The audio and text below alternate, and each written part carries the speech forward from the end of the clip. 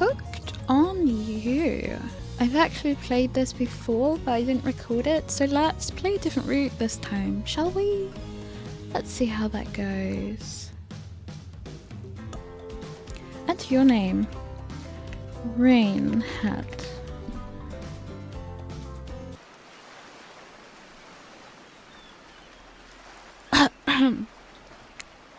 You wake up on the beach, soaking wet, salt water stinging the inside of your throat as if you'd nearly drowned. Water falls from your mouth as you open to gasp for air. You have no memory of how you got here. In fact, you can only remember your own name, but not where you came from or a single fact about your life. What you do know is that, despite the outrageous beauty of the landscape around you, you feel incredibly sick to your stomach. Wow, really went down the wrong pipe, huh? You need a minute, or can I go on? Because I can give you a minute. We've got plenty of time. Endless time, really. An eternity, if you catch my drift. Oh, whoa, not now, Ocean. Sorry, RainHet. May I continue? Please go on. Okay then, as I was...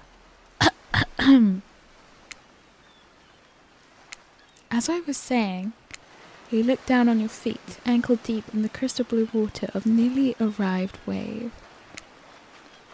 As the water recedes back into the ocean, it reveals a grotesque discovery. A decomposing face stares up at you from beneath the sand.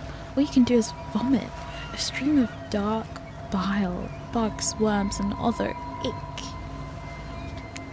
Questions race through your mind. Where are you? How did you get here? Who's behind this incredibly charming and well-spoken voice in your head? However, answers don't come easy. Your mind is completely blank. What will you do? I'm going to close my eyes. You close your eyes. This must be a nightmare, right? This is not happening. This is not happening. The mantra centers you, and you're briefly able to find peace. The lapping waves go silent, and for the first time in your entire life, it feels like you're in control. When you open your eyes, you're in the exact same place, except now that disgusting corpse face is smiling at you. Even the dead have wondrous time on our island. I promise you will too. Don't worry, you're going to do just fine. We wouldn't want anyone else. Well, that was sure weird. That voice again. The oceans usually talk. Your memory isn't right, but you're pretty sure you remember learning as a child that oceans do not speak directly to people in spooky towns. Your mind doesn't have a chance to linger any longer on your current situation, as you feel something soft bump into your foot.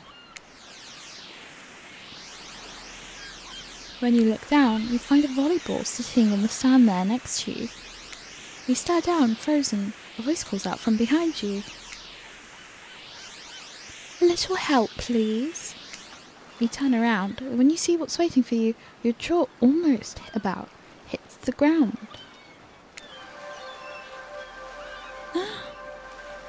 A beauty. A beauty. A beauty. Question mark? A weirdo. Gross. 4 gorgeous monsters stand halfway between you and a well-tended volleyball court. Each of them oozes with undead energy, a magical aura reaching out and penetrating you via your eyes. I'm glad it's via my eyes. Your heart begins to race. Curiosity, fear, desire. You can't help but stare at these casually dressed, let's call them killers. I don't know, not to be judgmental, but that's just the energy they put out there. So many competing feelings rush through your minds at once that you're completely paralyzed. Hello? There are weird days. And then there's this. All you can do is look down at the ball, back up at this monstrous lineup as well. Little monsters. Sexy ass monsters though. What do you do? I toss it back. Of course. You bend down and grab the ball. It's warm from sitting in the sand on this beautiful day. When you give the ball a toss, it arcs beautifully through the air and lands right in the Huntress's hands. Not bad, stranger. Huntress's muscles ripple as she grips it in her hand. You look her up and down and consider what it might be like to be held tightly in those strong arms. Warm perhaps, maybe a little sweaty, but that's okay, it's natural. Try hard much. Bleh. They're speaking directly to you, but you still can't bring yourself to reply. You're entranced. When you snap out of it, you realise that everyone has gone back to the volleyball court. Alone again, you look across the beach at these strange residents who casually batter volleyball back and forth, happily ignoring your intrusion onto their private beach. Should you be frightened, worried, excited? I did refer to them as killers, not to give too much away. But at the same time, damn, they're looking very appealing in their own way, and nobody so much as lifted a blood-soaked finger in your direction. Don't be scared, RainHet. You were made for this. Well, geez, if the spooky ocean voice says it's not to be scared, I'm sure it's all going to work out. With no good reason not to, you decide to head over to see what happens next. It seems like you derailed the volleyball game by just showing up. You derailed the game by just showing up, nitwit. And I guess you're also a nitwit. Look, it's best to just go with what Trapper says when he says it. That's a policy I hold for pretty much anyone who always seems to have fresh blood on their hands. Hey, don't worry about it. It's all just a game. Existence, that is. Besides, you seem a lot more interesting than a silly game. What's your deal? What brings you here? You mean they're here to do more than distract from my total domination? Ah, that was Wraith. That sign means he was done with the game too. Either that or he saw a butterfly or something. Look, I don't care why this select-jawed moron is here. I just want to know, can I kill them or not? You know you can't. At least not yet. Oh yeah, not yet? Hey RainHet, you might want to, say something. Actually, never mind, there'll be plenty of time for that soon enough. Right now, this group has some questions for you. But be warned. Answer quickly and answer well. This is a timed quiz and it will be very important later. Okay. I don't think it's time though. Very important. Or not important in any way whatsoever. Probably that one. I can't remember. How attractive would you say you are? I'm actually not sure what to say. Very. I'd say I'm very attractive. That's what you think very attractive is compared to this. Trapper flexes his muscles. Trapper flexes and his muscles are so tight you can practically see the blood running through his veins. If you could have any superpower, what would it be? Super strength. Super strength would be cool. Strength isn't all about muscles. True strength is up here. You expect Trav to point to his head, but instead he taps on his bulging shoulders. I'm trying to get the Huntress to pay attention. I'm just getting the attention of Trapper. Gross. It's specifically in these muscles. Nobody gives a shit about your calves. Oh, what was your best subject in school?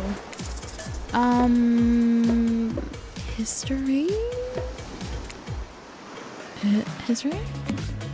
Nice. It's important to know what came before so that we are not doomed to repeat humanity's mistakes. I mean, we always will, but still. What's your favorite animal? A cat? A dog? You'd look absolutely adorable in a little puppy mask. What's your favorite color? Blue, maybe? She's covered in blue. I don't see red. Let's see blue. Blue isn't good for productivity. Makes people want to be lazy. What's your dream job? Like operator, not working at all. Astronaut, not working at all. Maybe? I feel like that's a bad answer. If we get to do what we really want, why work at all? It takes a lot of courage to break free from society's expectations to climb the ladder. Only she can spin laziness into some kind of grand crusade. These damned millennials. Best flavor of ice cream.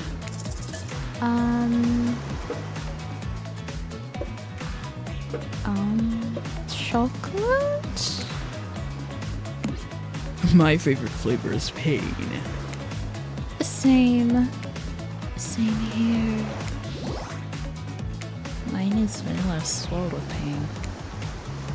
I think mint chip is the greatest flavor ever conceived myself, but enough about ice cream. Alright. Hold on a second, this reminds me. I am right. Always. It's a lesson you should learn before we go too much further. Do what I say if you want to survive. Pick mint chip. We're teaching lessons now, narrator. You rascal. Kill or be killed is the rule on this island. Even for faceless voices. Tell me, what's the best flavor of ice cream? Mint chip. The best flavor is mint chip. So obedient. I think you're gonna do just fine. Anywho, now that they know so much about you, I'm sure the group wants you to start getting to know them. I'm Trapper. I pretty much run things around here. I'm the smartest, richest, strongest person on this whole island. I don't like losers. If you want to know what a loser is, say hello to Wraith. I'm Wraith. I'm nothing like everyone else. I like nice people and loathe big dumb idiots. Hey, what's up? I'm Spirit. I don't like most things. I don't really hate most things either. It's not worth my time. But the things I do hate, I really hate, you know? Based on my personal observations, life is nothing but suffering, and society is a carefully calculated lie to keep everyone subservient to those in power. It's better to just choose to not take part. Jeez, it's like she was downright murdered by society. She hates it so much. Oh no, wait, I'm remembering Spirit's story now, and that's almost exactly what happened. Hey, I'm Huntress. Don't let these bummers get you down. There's lots of fun to be had on this island, along with lots of love. Yeah, there is, if you know what I mean. Grow up. Grow a body. I've explained this 1,000 times. I'm dead, but I'm not a little ghost. I just create a trail of fog. I'm not made of it. Whatever, fog body. That's not nice. He's not nice. You love it. Only sometimes. Ew, really? That's disgusting. That's why she likes it. Don't speak for me. I also hate it. Stop speaking entirely, actually. For the first time ever. I agree with Rafe. Let's move on. Otherwise, they'll do this all day. Besides, if I know this crew, and I do, they won't show off soon enough. If we're done playing, let's do something else instead. Wow, for once I actually agree with the meathead. I say we go to my yacht. It's a massive boat docked nearby. I'll give everyone a taste of true luxury and power. Rage rolls his eyes. Don't mind him, he just hates fun and happiness. No, I hate the endless, desperate, soul-crushing pursuit of wealth. The way it's flaunted needlessly, and the cruelty it engenders. What about hanging out by the pool? I find the water calming, simple, beautiful. Hey, what about our volleyball game? We can exercise and have some fun as a group. Are you all serious? There's a perfectly good lounge to chill out right there. I'm tired, and besides, I hate being in the sun. Where do you want to go? Okay, let me say first. Huntress will keep playing volleyball, so we'll do that. I hate that I interrupted your game. You should finish it. Yay! I love to play outdoors. I also love to meet new people. I also love to bring them home to play. I'm sort of a big kid at heart. Obviously you are too. I like you already. I hate when people are too serious. They ruin everything. Well, they do if you don't handle them swiftly. Hold on. Just for one moment. This is Dwight and Claudette, our activities coordinators. They're also the cooks, waiters, bartenders, janitors, and every other job. They're the only help remaining on this island. The place we call Murderer's Island. Cue dramatic musical flourish. None of the others survived. Survived the interview process, I mean. Hence why we shall herefore refer to them as survivors, with a capital S. These two have worked here a long time. So very long, I don't actually know how long it's been. Sorry. Anyway, I should probably let Dwight and Claudette do their mandated jobs. They sure look happy, but they're vibrating with a nervous energy that is starting to give me the creeps. We will now escort the group to the venue of your choosing. However, in the future, we recommend waiting for us to present you with your options whenever possible. Don't just run off to various activities unsupervised. We don't have much autonomy around here. The least you can do is allow us to do our job. The most you can do is help us get off this island. Dwight! Yes, pardon me.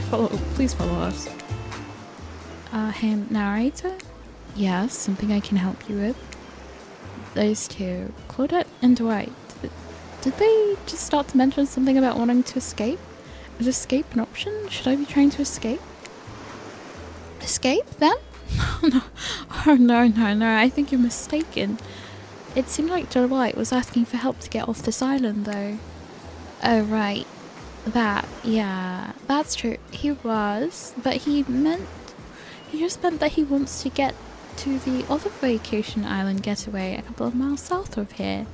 It has much fancier accommodations than this island. It's one of those big corporate outfits, quite exclusive, where all the famous celebrities hang out. Very luxurious.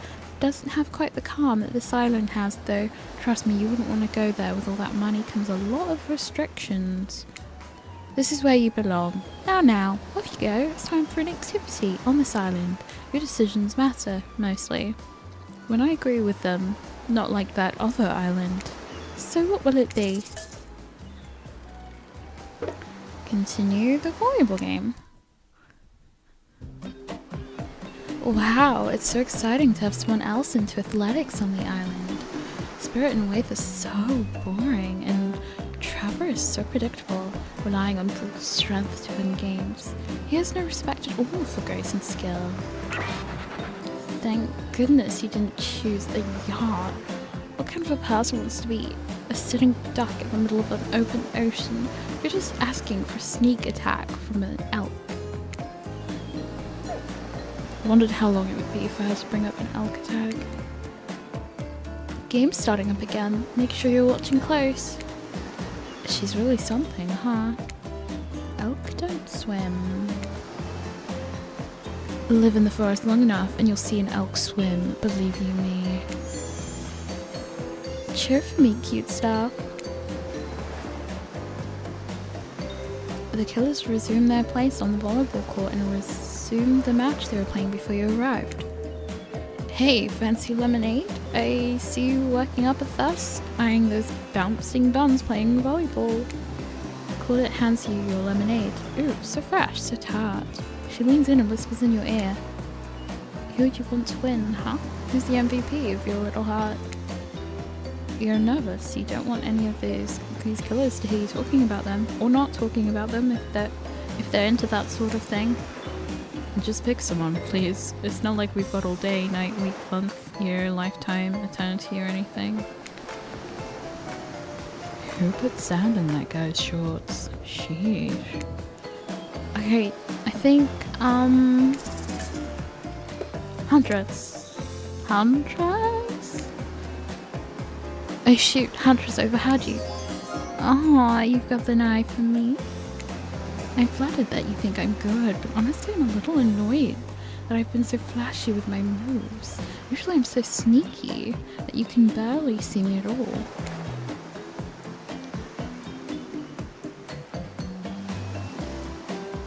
Huntress is totally kicking my butt. Correct answer. I'm allowed to support the other people on this island, right? Oh jeez.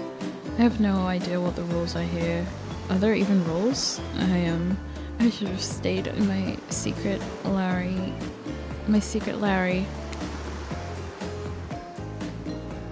Wow, what a game. It's a tie. Can there even be a tie in volleyball? No one knows since this is everyone's first time playing.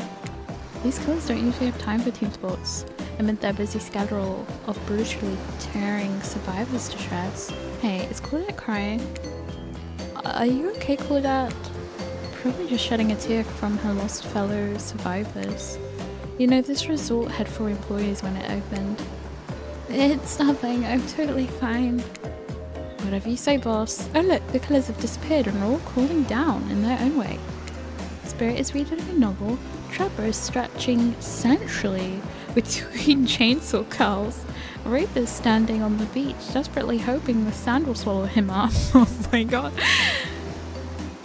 And Huntress is doing some target practice with her bloodied hatchet. You feel a nudge. Dwight is looking at you expectantly. You should really make a move. Life is short. You could get snuffed out at any time of day. Carpe diem. Carpe diem. Carpe nowem. Go ahead.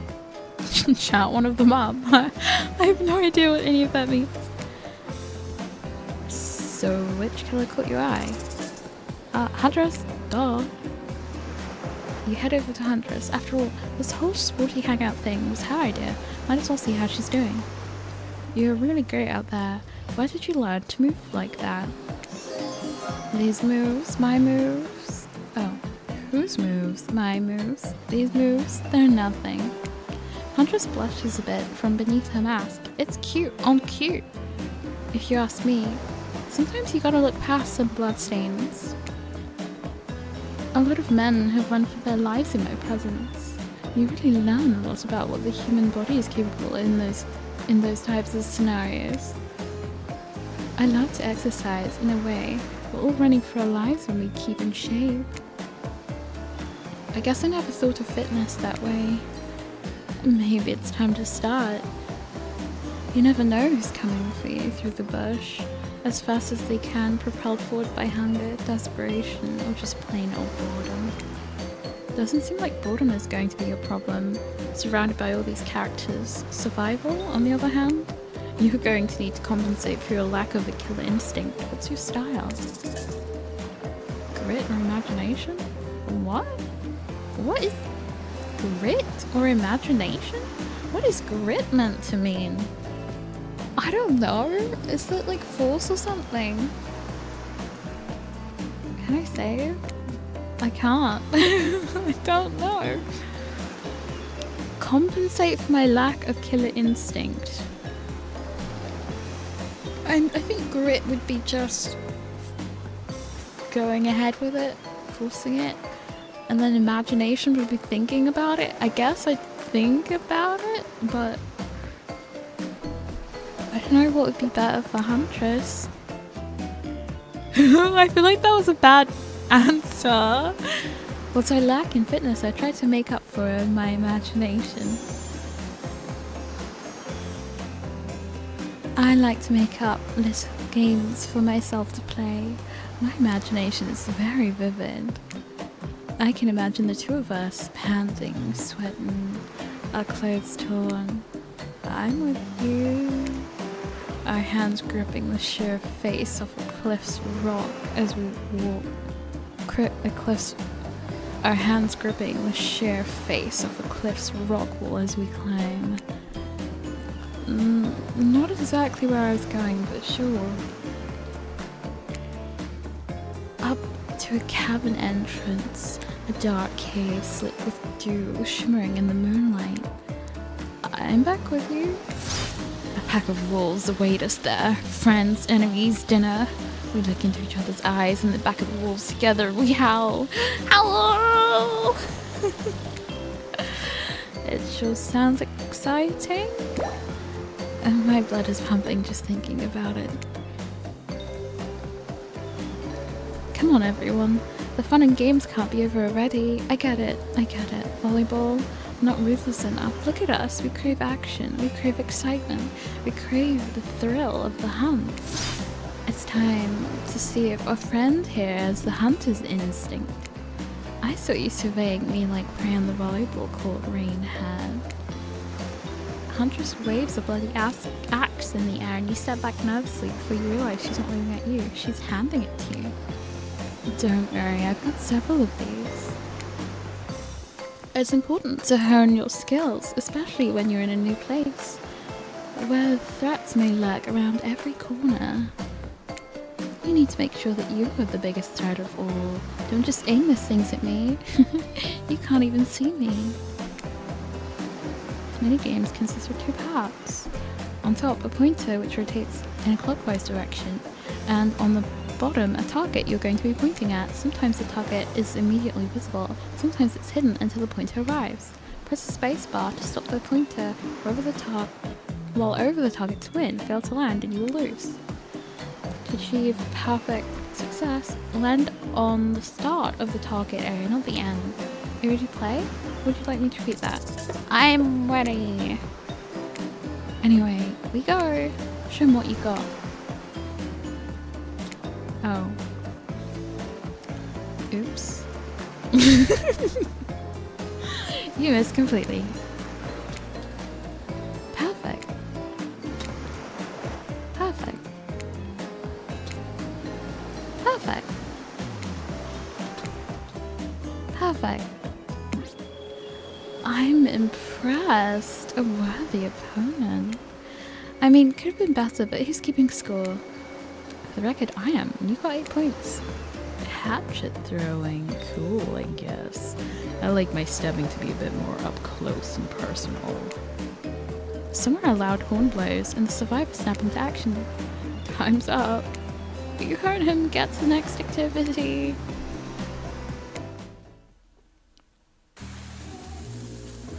Seems like the next activity is meal time? How quaint. You're expecting what? Capture the flag? Do you know how complicated it is to run a game like that?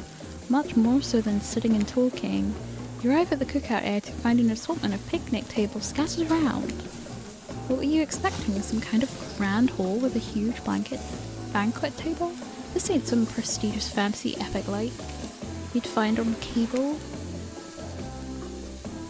Dwight and Claudette usher you to your seat, but there's very limited seating directly around you. Oh, great, terrific. It seems like everyone wants to sit next to you. Even better is that they don't want to sit next to certain other people either. To start, nobody wants to sit next to Trapper. Meanwhile, he refuses to sit next to Wraith or Trickster. Oh yeah, this guy. I forgot this guy. was a character. Yeah, Trickster is here. Surprise? Yeah, well, They don't call him expected star. I'm sorry, even I got nervous around crowds of killers. My whole shtick gets a little flustered. Hey there, you're looking good, RainHet. Real good. And we literally can't let Huntress and Trapper sit together. No, seriously, their arms are too big. They can't fit at the table if they sit side by side. Look at this, we can't even fit everyone on screen at the same time. You probably think it was an error, but not. It was completely intentional. They shrunk him so much.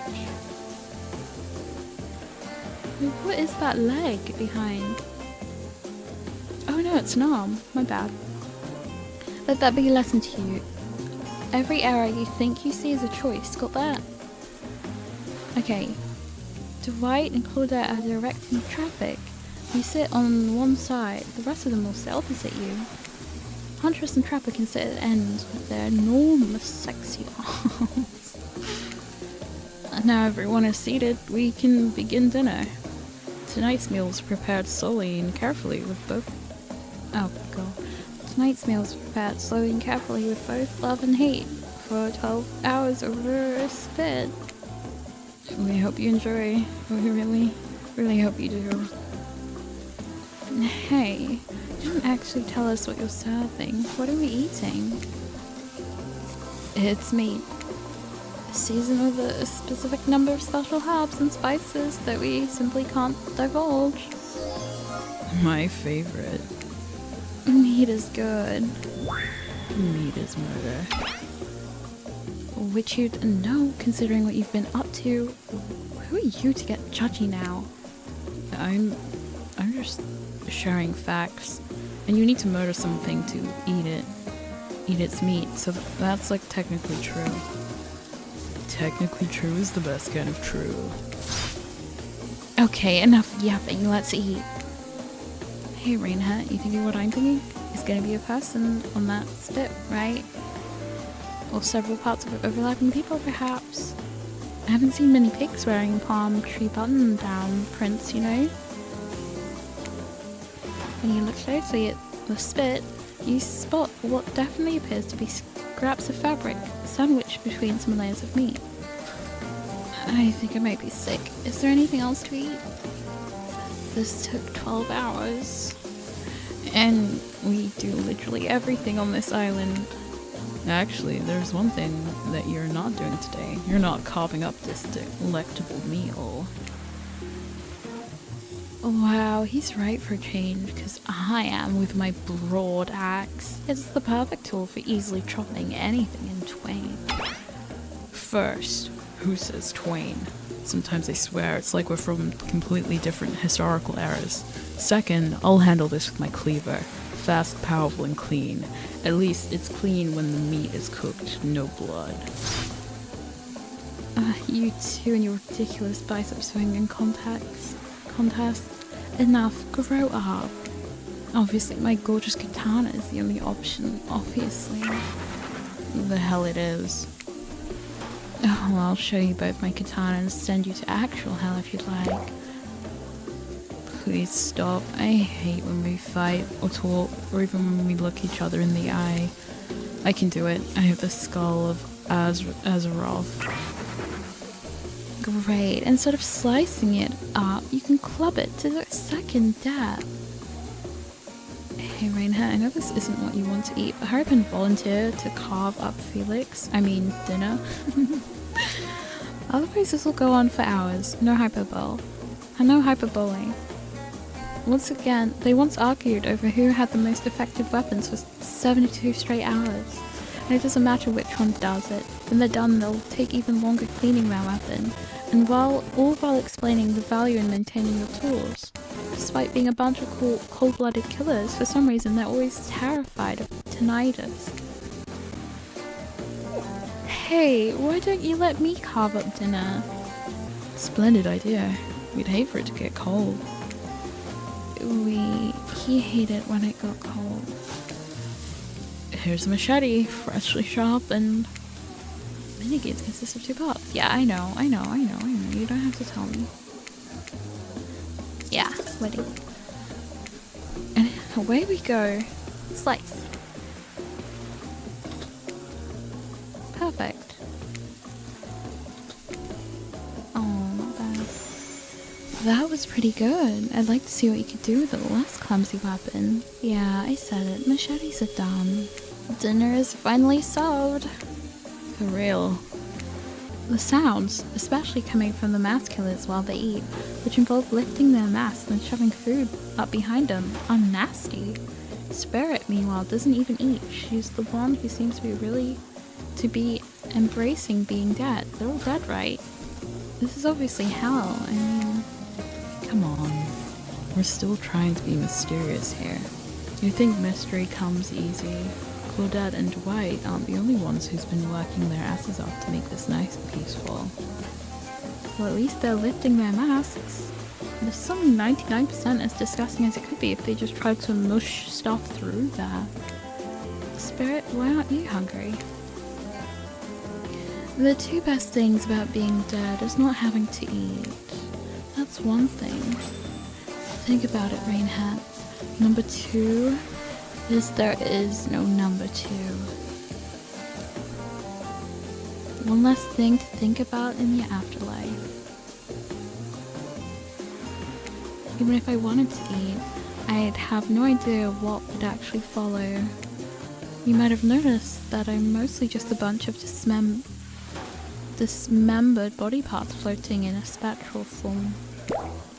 You see how deep this cut on my abdomen is? I don't think my digestive tract connects anymore. Between the food and behavior of the group, this might be the worst meal in history. But even worse is they're staring at you. You're not eating. They don't like that. I think they want an explanation why. Would you want to tell them?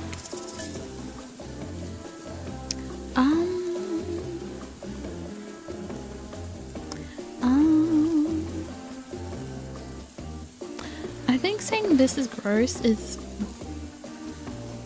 bad, but I'm pretty sure Huntress grew up in the forest or something, so I'm sure she's eaten worse.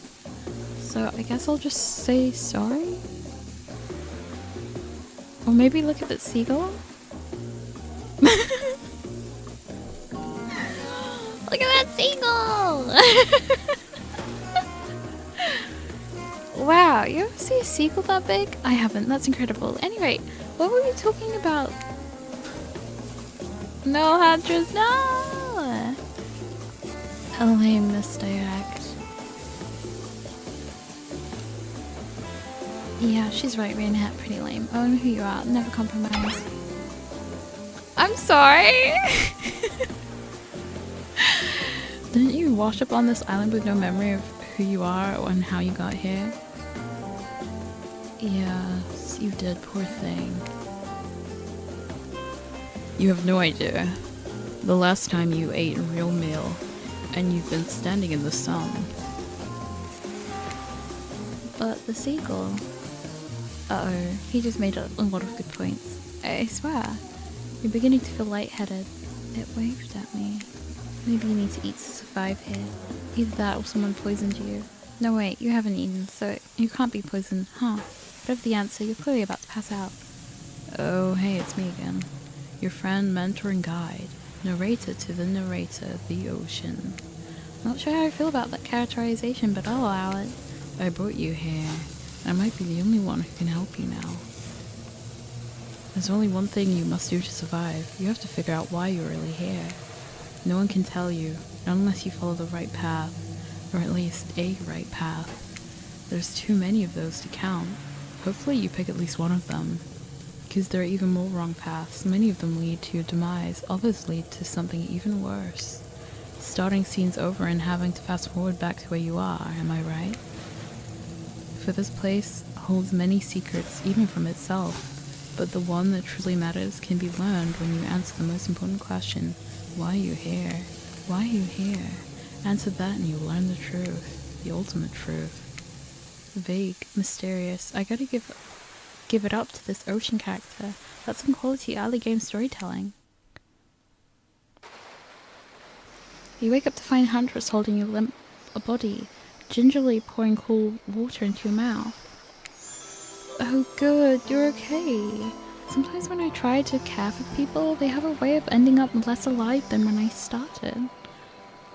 Which would be a total bummer if that happened to you. It's been so long since I had a normal, happy, healthy living person around. Usually I'm just falling into the same old routine of smashing everyone's head open with a hatchet before I really get to know who they are as a person. But you're not nearly as scared or too busy with writhing in pain to see me for me. You feel nervous in her arms, not just because they're maybe crushing you a little bit, but because she's beautiful.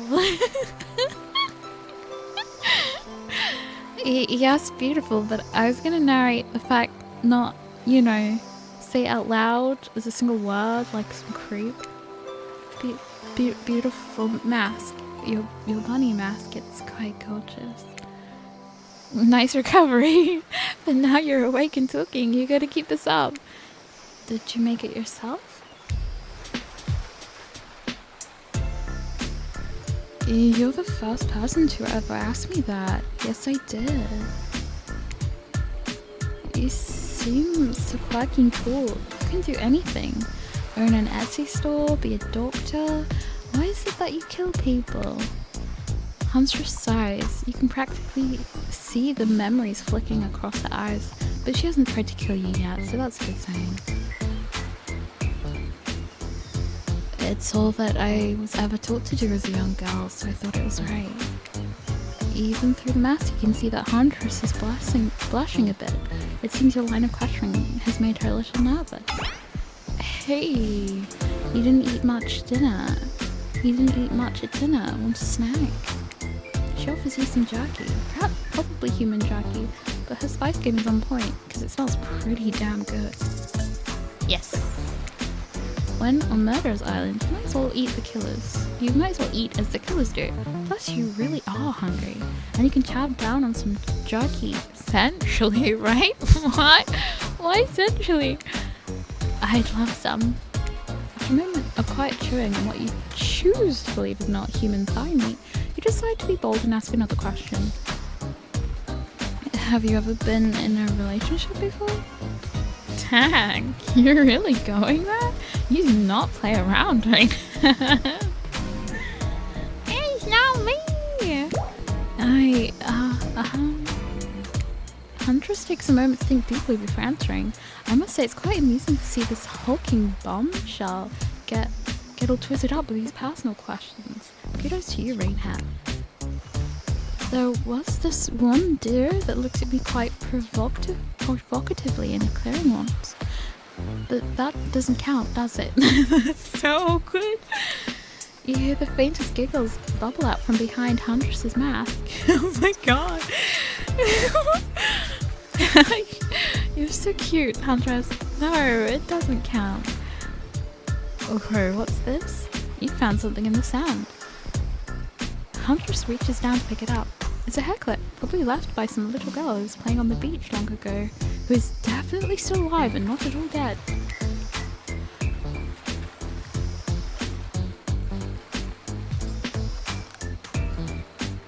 Huntress closes the bag of jerky with the hair clip. Seems like she's a little mixed up on how exactly this particular item works. Should you go with the flow or show some of your knowledge of advanced humaning? I mean, I'm pretty sure she knows how a hair clip works. There's nothing wrong with using clips to close things. I don't see anything wrong with it. Huntress is admittedly a little scary. Might be best not to correct her at this moment. What if she gets upset? She could probably kill you with nothing more than this very clip itself, wielded as a blade in her nimble fingers. But honestly, would she even need the clip? Certainly her bare hands are enough to get the job done. You take a gulp thinking about just how fragile your puny little neck is. Also, between the fainting human jerky and the probably dead girl's hair clip, you're feeling ready to go back to the group and have a lie down. Good thinking. Wouldn't want that jerky to dry out. Oh my god. Oh my goodness. I'd hate to break this to you, but never mind. Just the things are really heating up. You hear a flurry of footsteps behind you, and you quickly spin around, ready to fend off whatever new danger popped up on the strange island, only to find that it's Dwight and Claudette sprinting across the beach, clipboards in hand, which they're waving in the air above their heads. It's important that we stick to the itinerary. It's very important that we stick to the itinerary. And attend each event as scheduled. Playing sick for cute flirt points was not part of this evening's activities. That's strictly slotted in for after the campfire story time. This rate will be late. Playing sick? No time for excuses. Well, there is, but that's scheduled for after what comes after the flirting. Go, go, go, go!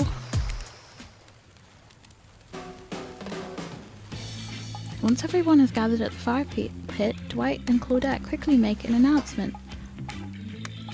We're not going to blame anyone in particular, but someone, and we're not going to say who, so don't worry, you hasn't been sticking to the schedule. And that means we're behind on time for evening activities. And we'll only have time for one person to share the special spooky nighttime story.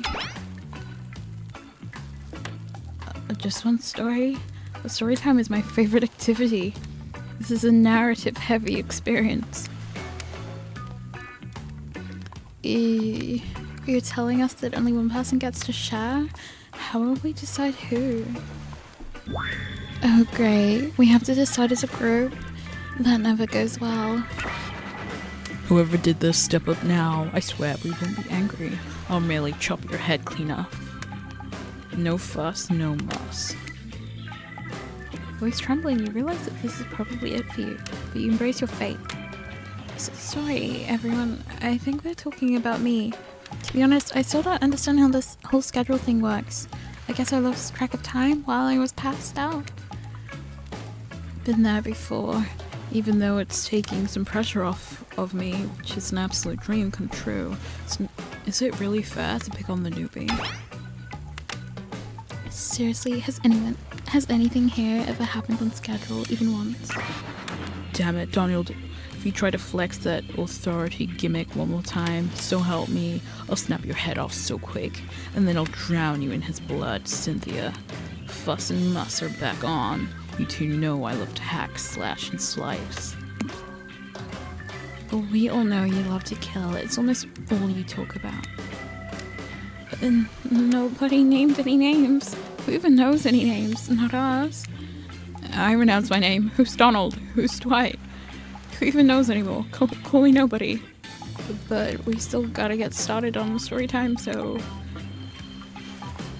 RainHet, who do you think should go? Oh, damn it. That's the name. Please pick somebody quickly so this tropical vacation doesn't turn into a bloodbath. Huntress! I choose you! Whoa, this entire experience is being carefully crafted to avoid an IP infringement lawsuit. Let's be careful with our catchphrases, will ya? Huntress steps up to tell her story. The campfire flickers in her faraway eyes. There is a village outside the deep and ominous redwood.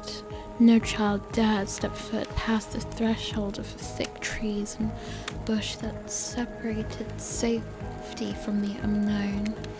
Grown men that ventured in often would never return, and the sounds that echoed out into the village were something inhuman. The woman of the town told a story to the young children, hoping that there would be enough to dissuade them from curious exploration beyond the boundaries of the village. They told of a creature that lurks in the woods, half woman, half beast, singing like a siren, haunting, beautiful, her voice the last relic of her humanity, It lulls at all who hear it into her domain.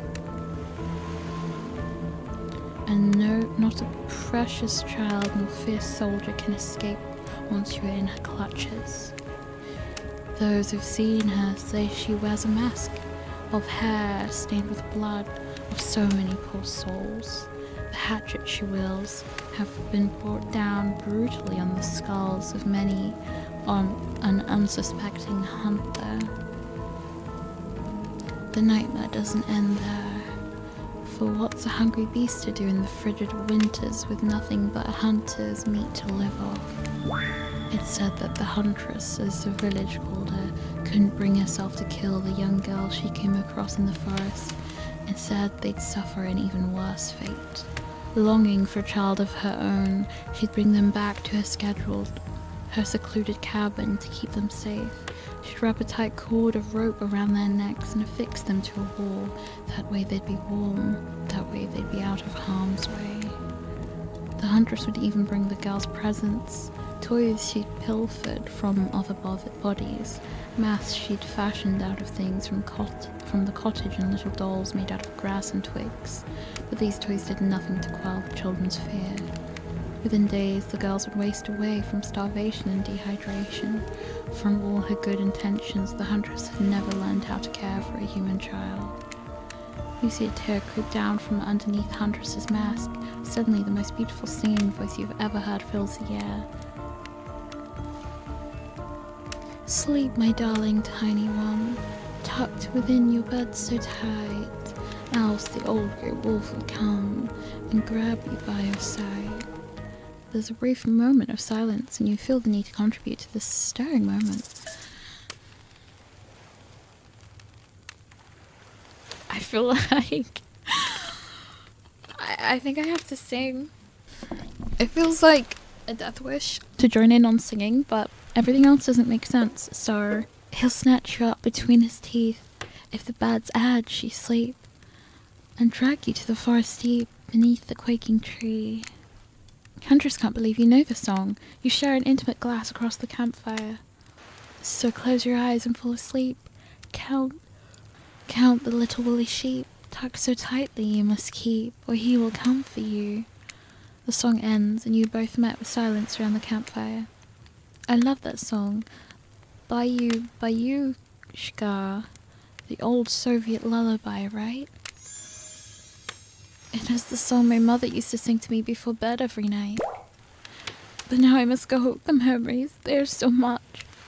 On that note, everyone decides it's time to take a break and split up for a little bit, so they can all have a moment alone before bed. Everyone leaves, and you're alone by the fire. The only thing you hear is the ocean slowly lapping against the shore. This is nice. A true moment of peace and tranquility that lasts for all 7 seconds, because Trix just shows up and he's blaring his latest song. Hey baby, you look lonely. Mind if I join you? He doesn't wait for an answer. I know you've been hearing from these guppies all day, but I want you to hear something from a big fish like me. Something special. Those in charge on this island just don't want you to hear. The ultimate catch. I am the ultimate catch on this island. The only lobster in an ocean of sardines. No one can give you what I can. You just have to find me. Come find me, baby.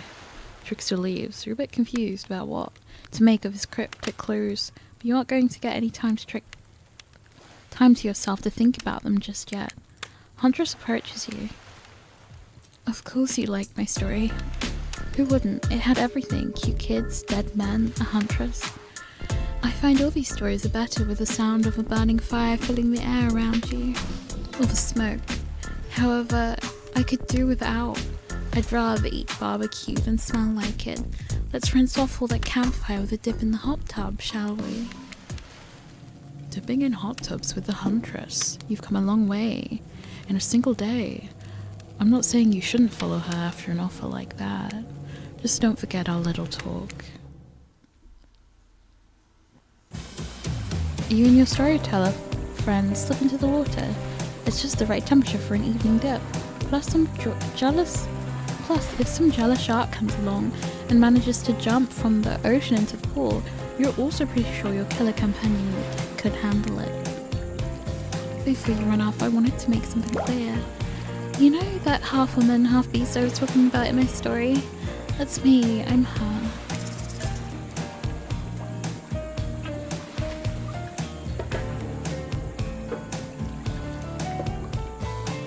No way, how cool. That's really awesome. Thanks for being vulnerable and telling such a personal story. Huntress Forks shyly twirls her hair. To tell the truth, what did you think of my tale? Do I have the makings of a best-selling author such as the comedic mastermind Dostolevsky?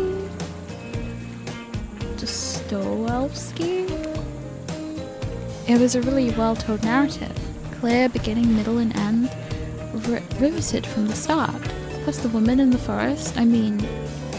You? Are clearly not a true villain. You were just a traumatized child.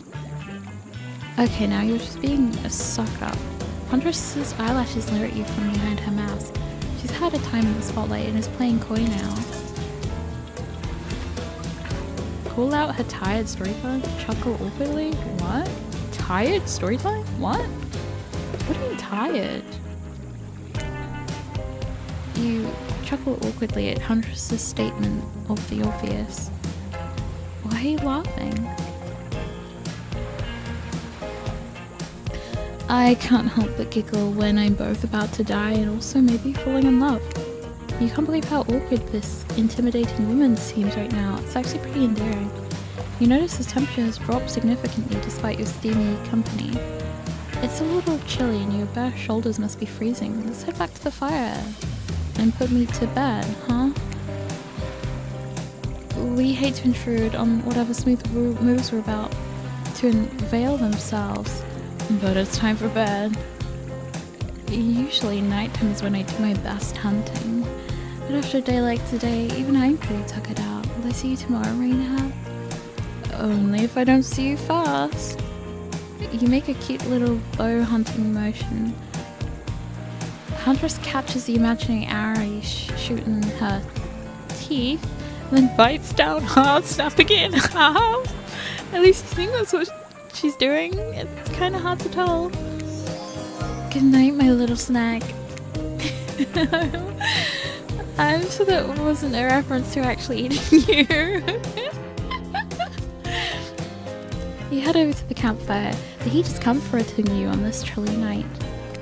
Looking into the crackling embers, you think about Huntress's story of the half-human beast that abducted all those innocent children, an attempt to save them that led to their doom. Are you a mistaken prisoner here on this island? Is this your salvation, or will it be your demise? Before you can dwell too much on your faith, Claudette and Dwight arrive. Their now familiar creepy smiles stretching from ear to ear. It's a bit menacing to see a smile like that, lit by firelight. We must apologize for the accommodations. We weren't prepared for another guest. But we're gonna make you comfortable or die trying. They hand over a pillow and blanket and welcome you to snuggle up by the fire. Perhaps the music will put you at ease. Just try to keep the volume to a minimum. Our other guests aren't the types you'll want to rob of their beauty sleep. Oh, another minigame. I gotcha. You might just adjust the dial and fix it.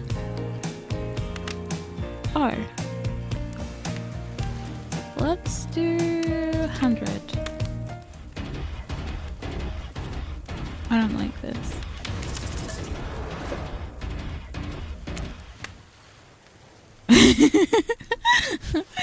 No matter how many things you listen to, you still can't sleep. You decide to ask one of the killers to spend a little more time with you until you sleepier. Who would you like to summon to your side as you lay by the fire? Huntress, are you around? I was wondering if I could get a little company. Huntress appears in an instant. You really didn't hear her coming. She's more than happy to tell you her secret for falling asleep when she's feeling restless. What is that? If a Soviet lullaby doesn't work, the special mushroom tea always done the trick. I'm not coating the blade of my hatchet in it to ease the passing of my victims. I'm steeping it in a piping hot mug of water. Try it. You do. You finally start to feel sleepy, except maybe this isn't really a sleepy feeling. Maybe you're paralyzed. You try to keep your eyes open, but you can't. Darkness overtakes you. The dark voice from earlier speaks to you again. It shouldn't be as spooky. But now you've heard a whole day of strange voices in your head. This one is still undeniably odd. Really worked up a sweat watching those killers toss the ball around, huh? Would it have hurt so much to go splosh around in some cool ocean waves afterwards? I'm just saying, I'm out here, you know. You wake suddenly to see someone looming over you. Wraith stares at you awkwardly. He says nothing, just stares. Oh no. You look around to see if something's going on behind you on either side, but nope, just staring. Oh, you're awake? I saw you with the Huntress right before bedtime. Are you making some sort of alliance? Are you with... Wraith scans the horizon. Them? I'm just making sure you say you are who you say you are. I've been burned before, and something seems off on this island since you arrived, even more than usual. Maybe we could talk more about that tomorrow. It's just, since I got here, I think we could have had a really nice date tomorrow together. It's just, you have no idea how long I've been here with these monsters. To be honest, I have no idea either. They're just awful, boring and loud and stupid. You're different. There's finally someone here on my level. You're thoughtful, interesting, gentle. I think we could, have fun. I could show you some cool stuff if you want. If you don't, that's totally cool. I get it. No pressure. In fact, probably just forget I was here. Good night. That's awkward. Actually, when I first played, I was playing with Wraith. And he's weird. I think they're all weird in their own way. Finally alone, for real this time, maybe. You dripped off to sleep again. Hopefully you're not poisoned.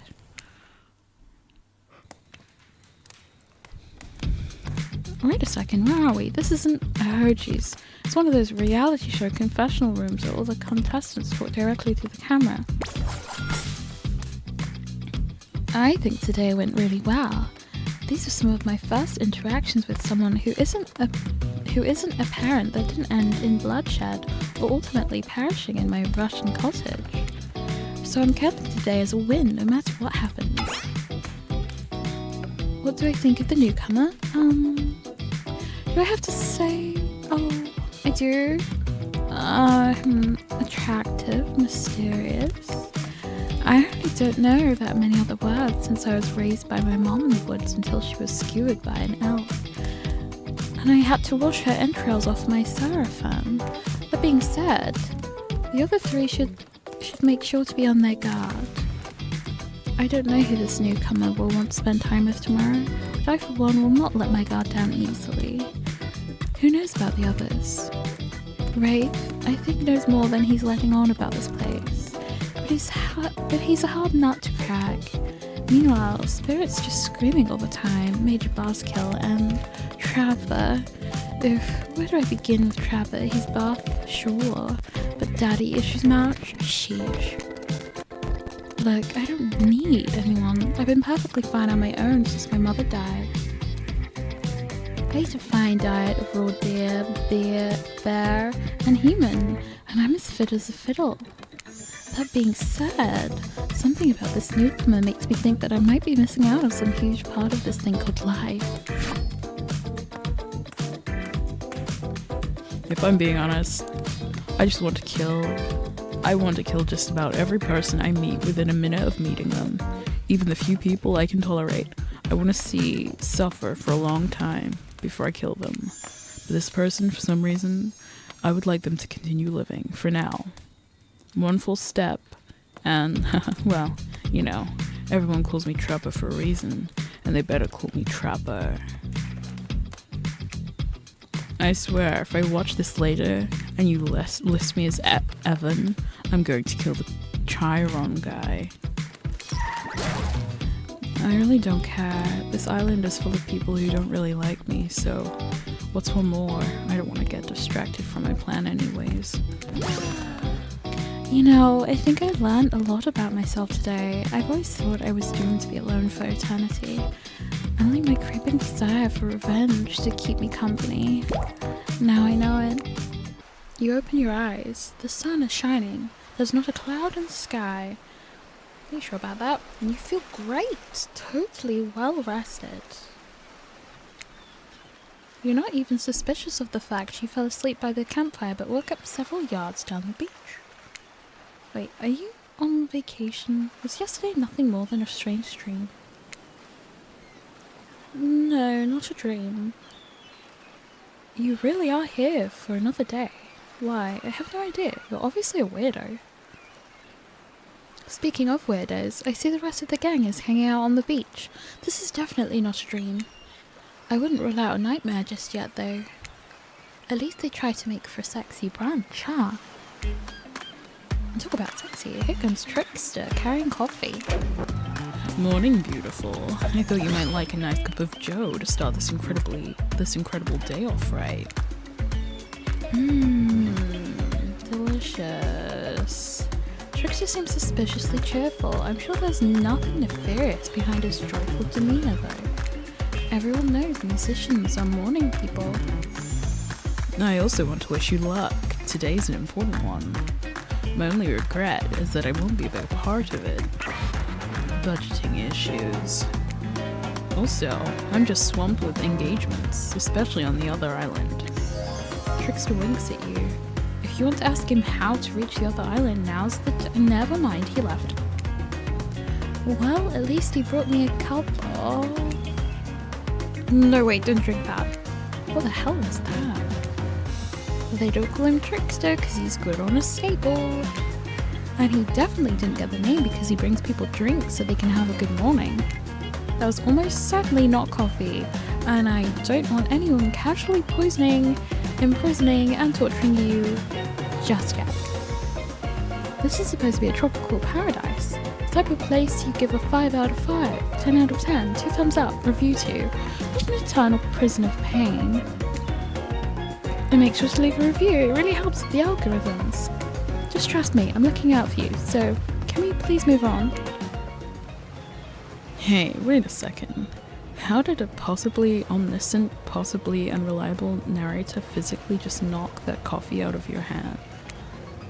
This is not Parliament, and the floor does not recognize the ocean to seek out of turn. This is not Parliament, and the floor does not recognize the ocean to speak out of turn at this moment.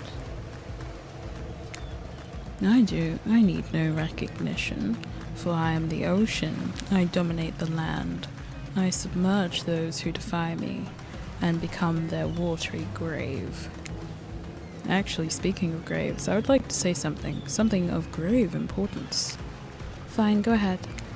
Even if this place is an eternal prison of pain, and I'm not saying it is, even a place of extreme horror can still receive a 5 out of 5, 10 out of 10 thumbs up review, if it was crafted with love, and or that's the type of thing you're into. You know, the ocean's right. A lot of hard work goes into a place like this. You should really judge it on the artist's intent.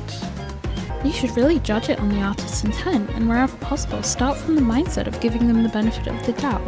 Constructing these elaborate vacations is not easy to do. Sometimes there are small bugs or inconsistencies, but that's just the nature of the process. Perfection is overrated. The universe is filled with mysteries. We ought to celebrate those who venture to bare their souls as a part of the creative process, with the ultimate intent of making things for our enjoyment, not to be overly critical of them. Are you two trying to sell me on this place being actually good? You don't have to say it like that, especially after I saved you from that poorly made cup of coffee. Sorry, we should have been here 5 minutes ago. There's always this... They always do this on the second morning. Sad, really. Even if they do make some great points. Oh sure, they make great points, I agree. Can we please move on? Yes, of course. Apologies, RainHet. The last few minutes aside, have you been enjoying your time here on this island?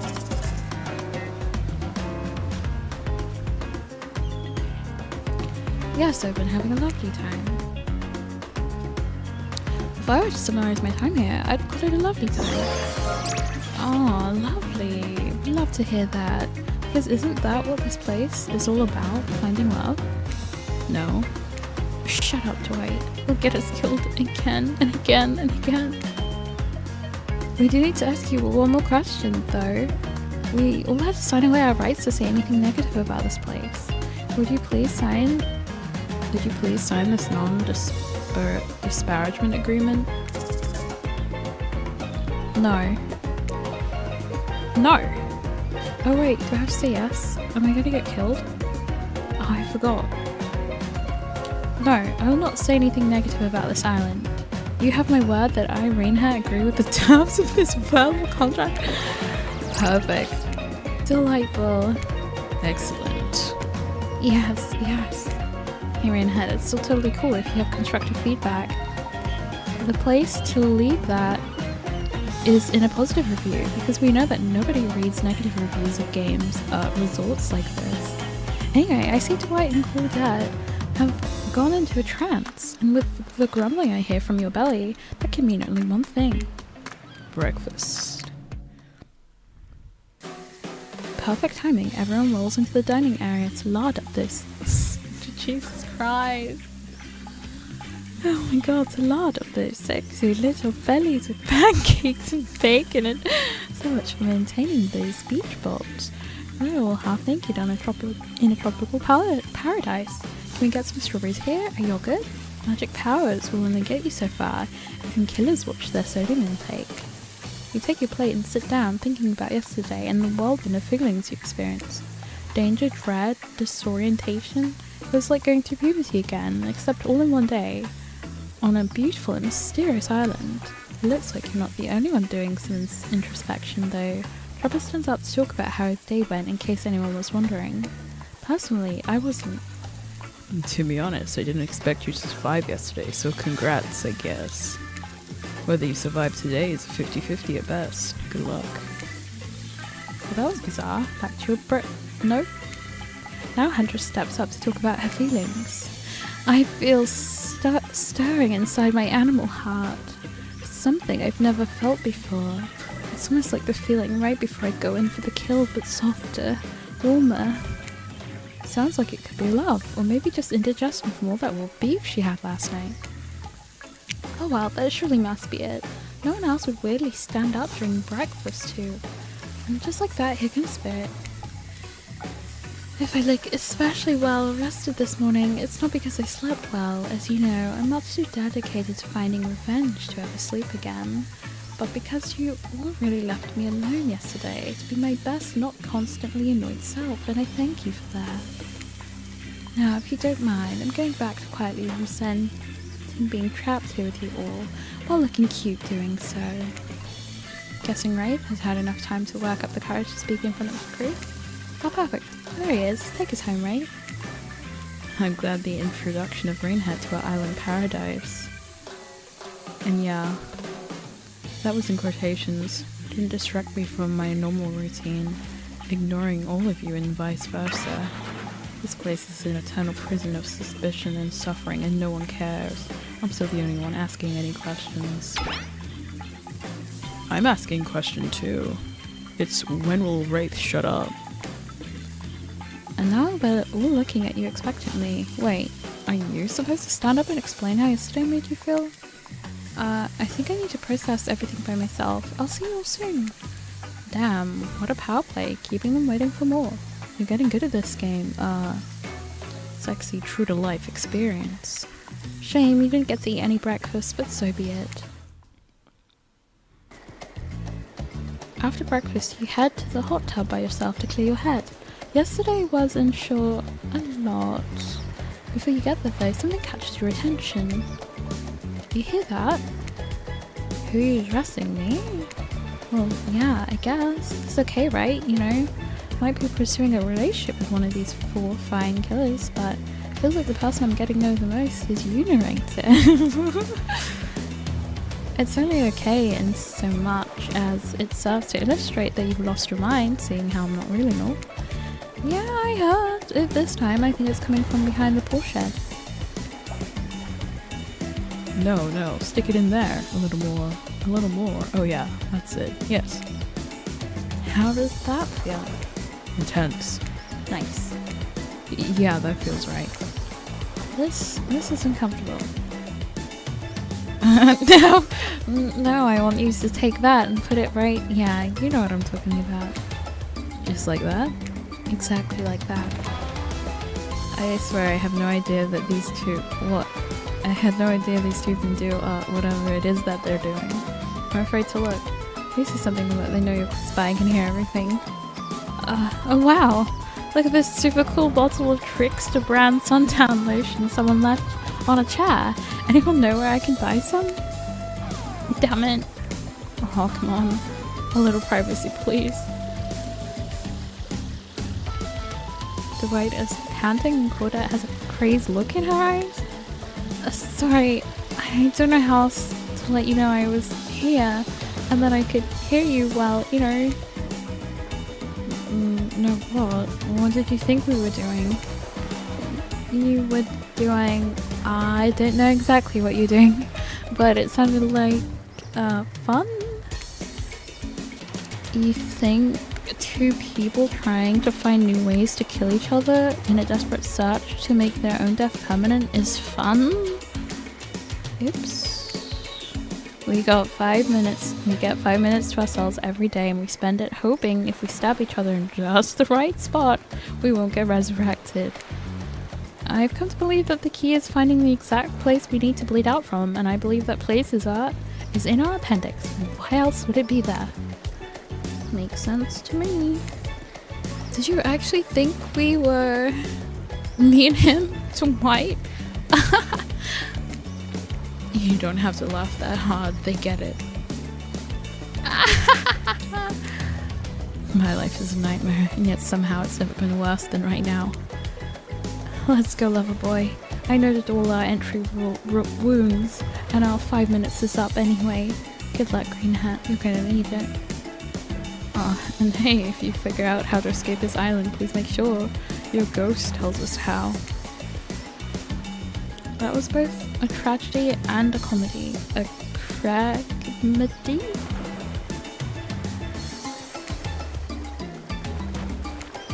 Shut up, I like it. Anyway, where were we? Oh yeah, you're heading to the hot tub by yourself to clear your head. Yesterday was, in short, a lot so far. Today has been exhausting too. But you've decided to achieve the true, centered sense of calm. No drama, no bullshit, just soaking up the sun in a heating pool. Today, you're on a date with you. Oh, I like that. I want to be on a date with me. Who would make the first move? And aside from that disturbing thought, all is going to plan out until a shadow blocks your precious sun. A stripy tip like palm trees bending over to scream with you. It's not a tree at all, it's... Hey babe. Breakfast was weird, huh? Everyone just getting up and announcing how they're feeling. What's that about? Some forced kind of check-in with the group? I don't like it. Fishy. Kinda lazy. Whatever though, breakfast is dumb. No one should eat before noon, or after 4 p.m. Yeah, I do intermittent fasting. You see my abs, by the way? Maybe you can see them later on the private stage on the other island, you know? IP Island, where all the Hollywood celebs hang out. If you play your cards right. I could give you a private show. Catch you around. His abs are pretty amazing. You got to give him that. And the blow up bat, threatening but adorable, makes for an interesting silhouette. Genius design. He's a psychopath, just like the rest of them. You don't gotta give him anything. And we're not best friends, just because we had a little talk about doing a little talking. It's not an open invitation to go smashing the fourth wall every 5 seconds. Okay, now that guy's gone and we've got some ground rules established, that we're definitely going to bye-bye. It's time to lay back, take some deep slow breaths, and nope, another shadow. These people will not leave you alone. Let's see who it is this time.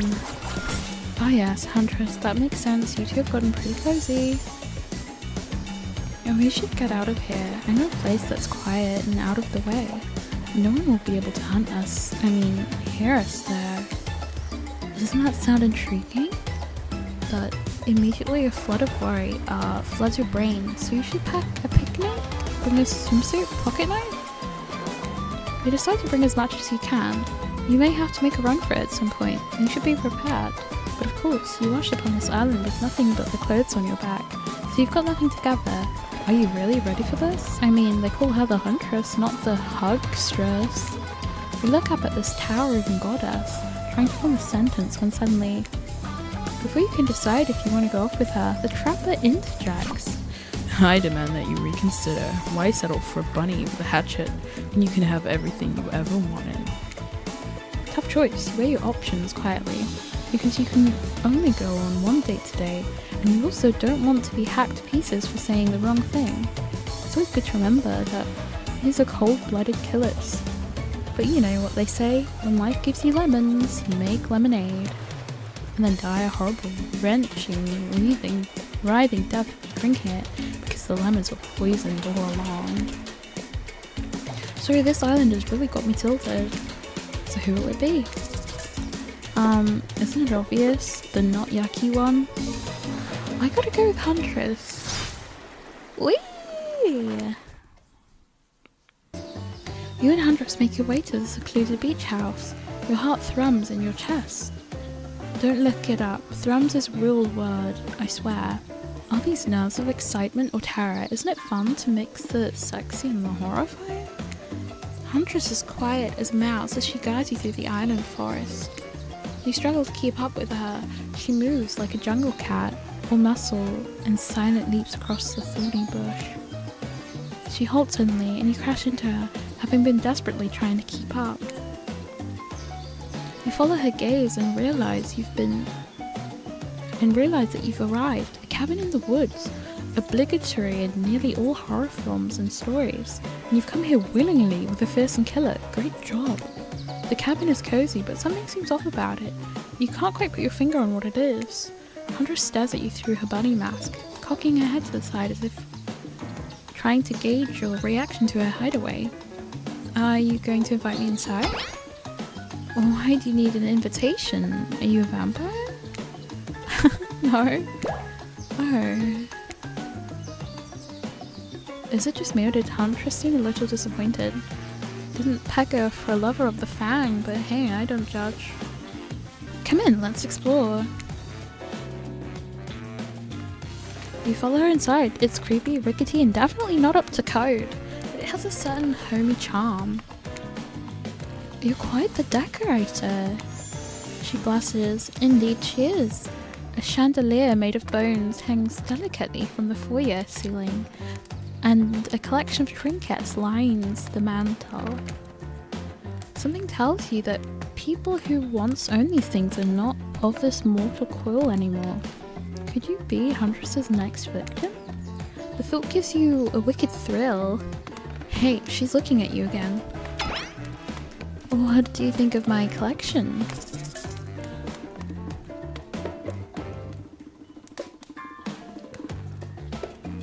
It's so much. I could learn to like this. I'm more of a minimalist. I don't know. This is a... Why would you word it like that? I'm more of a minimalist is like no. I could learn to like this is like no with optimism, and it's so much could be either. I mean, I don't know.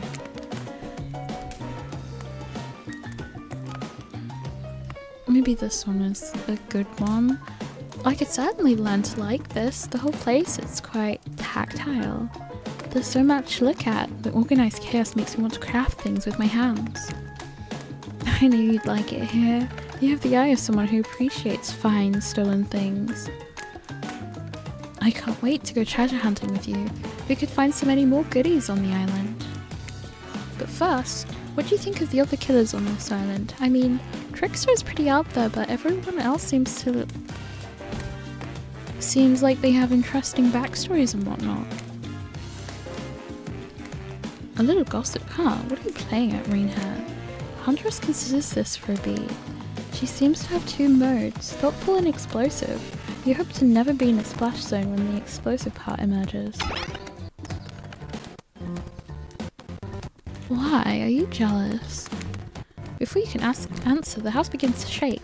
Huntress loses her balance on the termite-infested floor and falls into your arms. You're not mad about it, but before you have time to enjoy taking this moment in... Oh no! It's an attack! A horde of killer crabs invade through the crevices in the void constructive cabin. That's so random. They race at you, and hundreds in swarms, clacking their razor-sharp claws at you. You must act quickly. What will you do? Grab a shashka? I have no idea what a shashka is. Let me Google.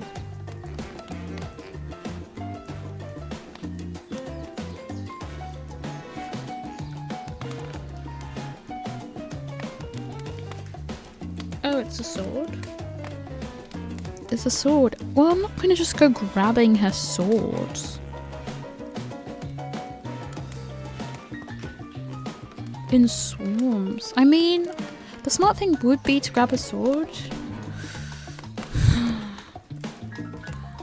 just gonna shield her with my body and then die. Grab a sword.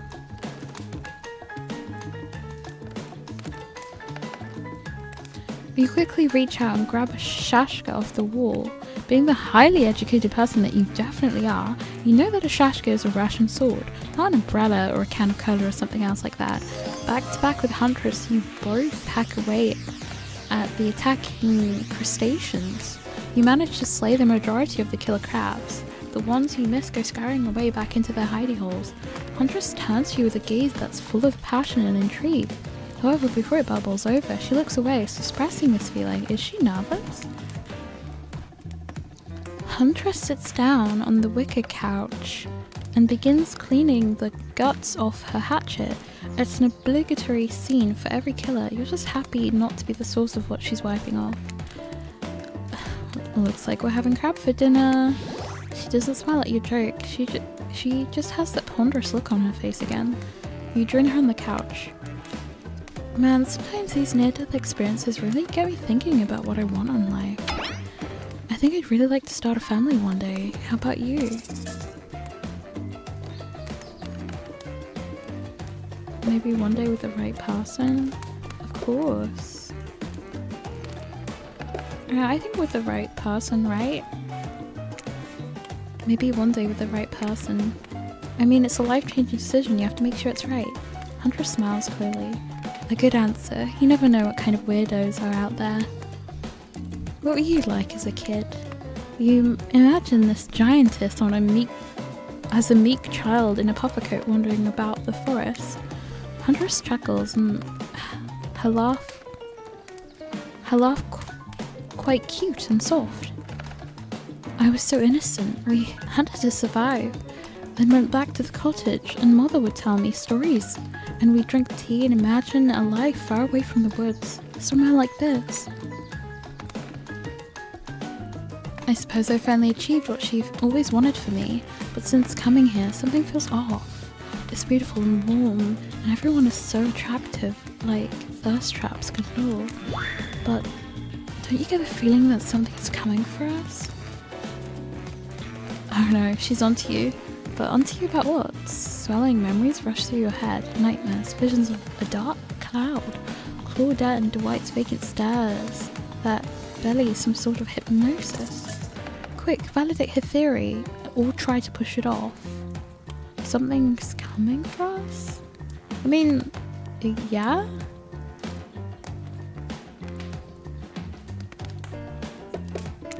I think you're onto something. What do you know? How long have you been here? Do you remember anything about why we might be here? I've been having these dreams, seeing things. I think we're all serving some sort of greater purpose here. Huntress reveals a strange object that she stole from near the stage where Trickster performs. It has some strange symbol on it. Truthfully, it doesn't seem that strange to you. It's just a glass bottle. However, the label is interesting. She hands it over to you, but before she can explain her theory, Claudette and Dwight burst in on you and interrupt. We have a dramatic announcement, but it needs to happen back at the beach. Okay. Oh, wait. I know why it needs to happen back at the beach. You arrive at the beach and realise you're set up. There's no big announcement after all. What we have here is good old-fashioned rivalry. It's true. Exactly like that voice that we cannot hear and certainly aren't referencing says. We were forced to interrupt your lovely date by another killer. They are here and ready to make you an offer of love. You won't be able to deny. Oh my goodness, God me. Trapper emerges from the water. Is he in slow motion? He's pure thirst. He's Paul Newman on the horseback. He's Denzel on the cover of GQ. Manliness brought to life. Also, was he holding his breath under there this whole time waiting for this cue? Like, that's commitment to a bit if I've ever seen it. Have you spent the day in that quaint cottage? That's cute. How about a quaint mansion? Or better yet, how about one in each continent? Yeah, I'm including Antarctica. I'm really, really rich. Think of how cozy we could get in a snowy 10-bedroom chateau. One of those pools that is half indoor, half outdoor, but nice and warm throughout. The way you can kill a mama polar bear from the outside while watching her cubs cry over her body from the inside. What? Wow, Trapper's the real deal, and by real, I do mean really, and by deal I mean evil. Plus, you really want to hunt for your food for the rest of your life? With me, you get it both ways. Savagery and someone to clean up after you. Sounds nice, huh? Ugh, as if. That life isn't for me, bro. I'm very impressed you can speak with implied quotation marks. Very cool. This guy is a total douche nozzle. Try hard much? He's like the turn of the century, Pacific Northwest version of Wall Street, bro. Trust me, it tracks. Patrick Bateman on a huge chip with a huge chip on his shoulder. You wouldn't go with him if he were brandishing a cleaver at you. Oh shit, he is. Give in to anger? Thanks but no thanks? What? What? Give in to anger? You wouldn't go with him if he were brandishing a cleaver at you? Oh shit, he is. Thanks but no thanks. I'm into a quieter lifestyle. I relish my independence and don't need someone to wipe my butt for me. You run back to the huge arms of Huntress. Oh my god, she's so cute. She hugs you tight, so tight you think you feel the life leave your body for a moment, but it hurts so good. She's so cute. You know what? I'm impressed that you stood up to me. I appreciate someone giving me their totally honest opinion, even if that opinion makes me want to carve out your liver. And the butt wiping comment? That's not what I meant by clean up after you. But I'm hiring someone to do that for me the moment I get home.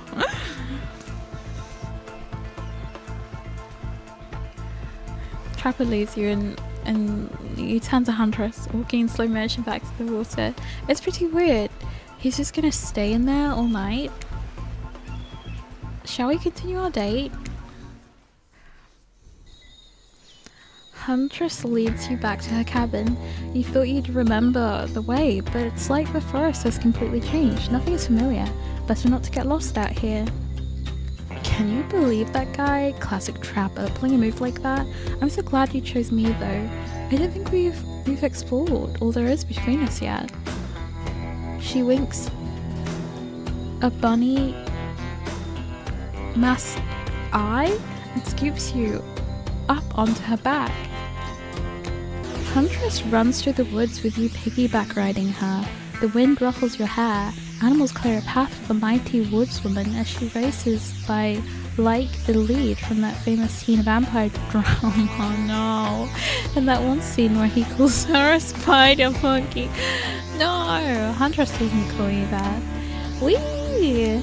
Eventually, she gently lowers you to the ground, and you take in your surroundings. A wooded clearing in the forest. Huntress prances about like a deer in a meadow. I like to come here sometimes to clear my head and hack up a few cute woodland creatures. Foxes are my favourite to slaughter. They think they're so cute and sly, but I see right through them. They're just assholes, great with hot sauce. Huntress hears rustling and darts off to find its source, crouching down low like an animal. Now you're alone in the middle of the forest. Which way did you come from again? No idea. Your sense of direction is all off. A mellifluous voice floats through the air, landing upon your ears like a syrupy honey. Come on, find me. This is so hard. Attack! You boop Huntress on the shoulder when you find her. She high-fives you. Are you trying to date this young lady or just bro down all day? You're so good at hiding. I'm having a real blast. Thanks. They say it takes 10,000 hours of practice to get good at something. Hey, they do say that. That was fun, huh? I keep trying to just relax and have a good time, but that's really hard for me. Anytime I let my guard down, something terrible happens. What? What is what? Oh my god. What are these choices? Like what? Totally. What if we let our pants down? That's so ridiculous. Like what? Sometimes I find young girls in the woods, like little perfect angels that need my protection. But every time I back for a moment, they end up dying. Like a dark. You feel like Huntress wouldn't admit this to just anyone. Oh look, Claudette and Dwight are back. Okay, we swear we're here for a good reason this time. Yeah, no one is manipulating us this time. It's just time for dinner. Come get some grub. What a fun day you've been having. I can see it written all over your face. You're shiny. And that's not just the remaining anxious sweat from spending the afternoon courting a psycho killer. No, you're really feeling this whole romantic experience. Don't worry, I'll keep your dirty little secrets. But enough gentle ribbing, it's time to get back to business. All the appetizing singles have arrived for dinner, including Trickster. Wraith is here too. I'm not going to do the gag where we cram them all on screen at the same time again, so just believe me, they're all here, and they're just as sexy and demented as you remember them. With your love on the line, everyone is being careful not to offend you by saying the wrong thing. Congrats, by the way, on getting this far. I'm surprised. I'm as surprised as you that these four are falling for you. No, not because of your personality, but because you just met them yesterday. However, since Wraith seems like the biggest long shot to end up holding onto your heart, he throws caution to the wind and speaks up. It's a pretty small consolation prize for being the least loved killer on Murderer's Island, but hey, letting them have this one moment in the spotlight is the least we can do, and heavens knows they won't do any better than that. I'm sick of watching everyone else gorge themselves while I'm preoccupied with, trying to get to the bottom of this never-ending nightmare. So tonight, none of that. I'm not really hungry anyway, so I say we just do a simple salad or something. The green kind, not the mayo kind. Mayo is gross. I'm fine with just lettuce, it doesn't have to be fancy. No icebergs though. It has no nutritional value. Letting Wraith choose was a mistake. That's on all of us. Dinner will be shoved shortly, but certain power brokers would like to know about your day. Would you like to share your day with the rest of the group? You had an interesting day, that's for sure, but how would you describe it to the others? Say too much or too little and it could affect your standing with the group. Okay, but don't just sit there saying nothing. Nothing is not an option. To tell of your brush with death, joke about having kids. Sure. Today was nuts. We went to Huntress's secret cabin and killer crabs attacked us. It's true. I'd fall asleep tonight to the delicious sound of crunching crustaceans. That would never have happened at my yacht. I grind them up. Much more satisfying way to kill crabs. At least those kinds of crabs. I have a little comb for the other kind. Oh my god, what? Oh my god.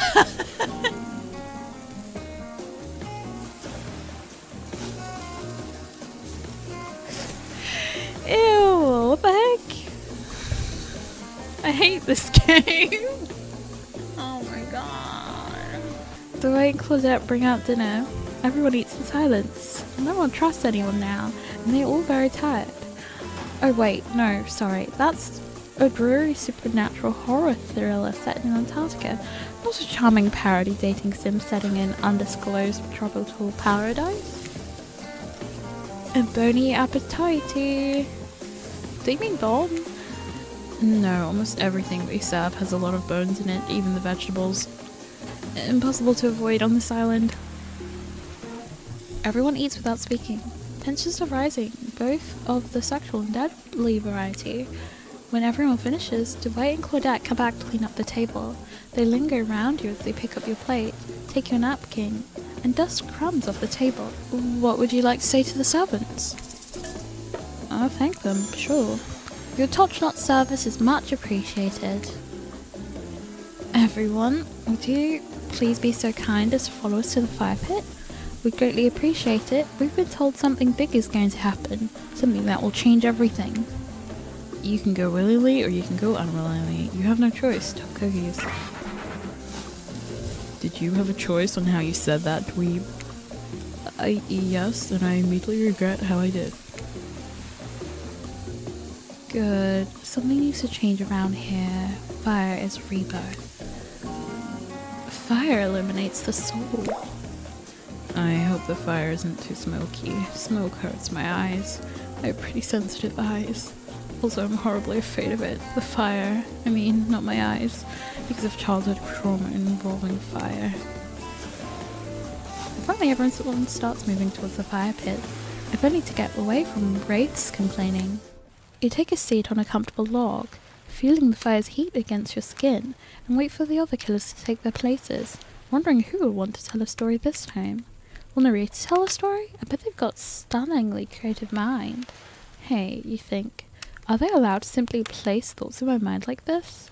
Doesn't seem fair. Everyone makes their way in, but something unexpected happens. Nothing happens. Something almost always seems to be happening here, so nothing is probably not a great sign. Oh cool, and now everyone's looking at you. So, you know, do something. Should I pick someone to tell a story, or we could play charades? Volleyball? Well, we were actually thinking, why don't you tell us the story? Wraith points his spine and skull staff thingamajig at you. You duck out of the way. Who knows what the thing can do? Probably shoot lasers? Try not to bore us. We're just very interested in you. Don't speak for me, Huntress. Now you can't tell if you're warm from the fire, if it's your nerves heating up.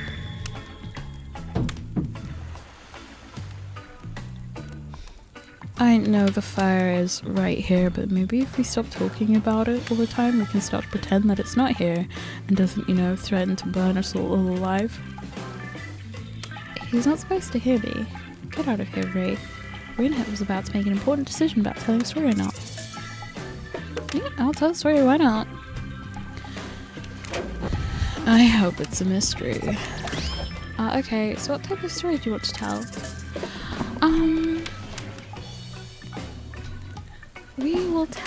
I will tell a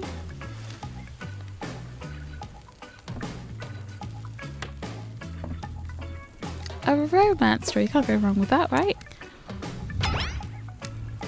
About two lovers who take poison together and die, foaming at the mouth. Or about two strong hunters who meet when they both try to bludgeon the same Willy Wolverine. Not quite, it's about my parents. They met at a party in college. He was hosting. She'd been dragged there by some friends. They couldn't have been more different. And yet, as the night went on, they were drawn to each other. She made fun of his taste in music, and he took an interest in her major, women's studies. They were married within 2 months. Bit soon to know if you can trust someone, don't you think? It's so sweet. Exactly, I learned a lot about love from them. If you know, you know. Some people don't need years to get acquainted with their partner. Love could spark from the mere look across the campfire. Now you've got their attention. Each killer is furiously attempting to catch your eye from across the fire pit, except for Trickster, who has wandered over to the bar and is loudly playing his own music on his headphones to drown you out. Okay, that was not a very good story. I didn't mean to insult you, but it was actually quite bad. Sorry. But this narrator keeps it real. We can't just end there. So who else would you like to hear a story from tonight? You look from killer to killer, trying to decide who might be the most entertaining. I'm actually not sure what happens if I pick someone that isn't Huntress. I think last time I picked her. Can I get another story from Huntress maybe? Huntress, you seem raring to go. Let's hear from you. Sure thing. My neck of the woods isn't wanting for horrifying mythology. Mother once told me a story of a young man who was travelling back home after the war. Which war? Doesn't matter. I just wanted some backstory details to paint a picture. I'll paint you a picture if you want. The man was lost and running out of food rations. He stopped to rest for the night underneath a majestic birch tree. That's when he saw the woman, naked, skin glistening in the twilight glow. God, I'm interested. They sang a haunting melody as they made their way downhill towards the inviting lake. Enchanted by the music, the young man followed the parade of beautiful women until they stopped in a clearing next to the water. They turned to him and smiled. One woman with long red hair stepped forward and reached for his hand. The others began to play music. Flutes, lutes, tambourines, the melody was intoxicating. The man's feet began to move beneath him. He was dancing, moved by the magical music of these mysterious women.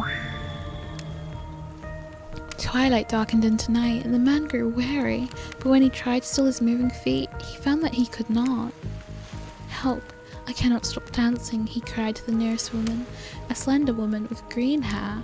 She drew near to him, and he saw her features distort into something horrific. She was bloated, an eye hanging from one socket, the skin color of algae, a rusalka, her true self. You'll never stop dancing, she screeched at him. My sister and I were drowned in this lake by men of your regiment. Consider this your punishment. The man cried out, but it wasn't me. Someone must pay, the rusalka said, her voice filled with a briny malice. And so the man danced and danced until his bones broke and his heart gave out, the dance of death. A silent beat as everyone takes in this macabre ending. But it's not all bad. Rusalkas are also fertility goddesses. If a lady had stumbled across them, she would have been blessed with a fruitful womb and probably some candy for the road. Damn, does she really think that that's a happy ending? I want what Huntress is having. How is story time? A lot of people like to taste post shots at sequels, but I think every good story deserves a follow-up. When you think it's the end, the sequel is almost never as rewarding as the original. That's why I'm much more of a fan of episodic style of storytelling. Knowing it's a series takes a lot of pressure off any individual installment and builds a greater sense of a community between audience and creator. Tell me, RainHet, if you could delete any sequel from existence, what would it be? Don't answer that, we don't actually care. We're just here to make sure that we seamlessly move on to the next segment of the evening. God forbid my small talk get in the way of a romantic Twilight moment. Dwight, I'm gonna need you to shut your yap trap, you know? That we need to get back to that thing we do whenever we're not on screen. Oh, okay. You have fun tonight and try not to wink wink end up dead. When you say the words wink wink out loud, what kind of double entendre are you getting at with the whole end up dead thing? Dwight is physically incapable of winking. Not since the accident. You do know that of all these people... You do know that all of these people are despicable criminals with double-digit kill counts, right? Well, except for Spirit, she really doesn't belong here. She's strictly a victim, not a perpetrator. No wonder she's pissed. Did I hear somebody trash-talking Spirit? Deal me in. What do you say we take this talk to the hot tub so I can soak this bod, while I roast that ghost with some killer hot takes?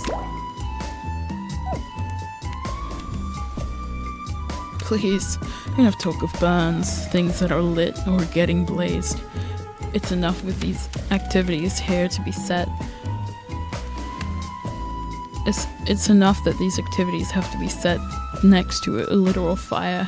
Must to be surrounded by figurative flames as well? What if we turned and ran as far away from this place as we could, just you and me? On those spindly legs, you'd probably tire before you got too far.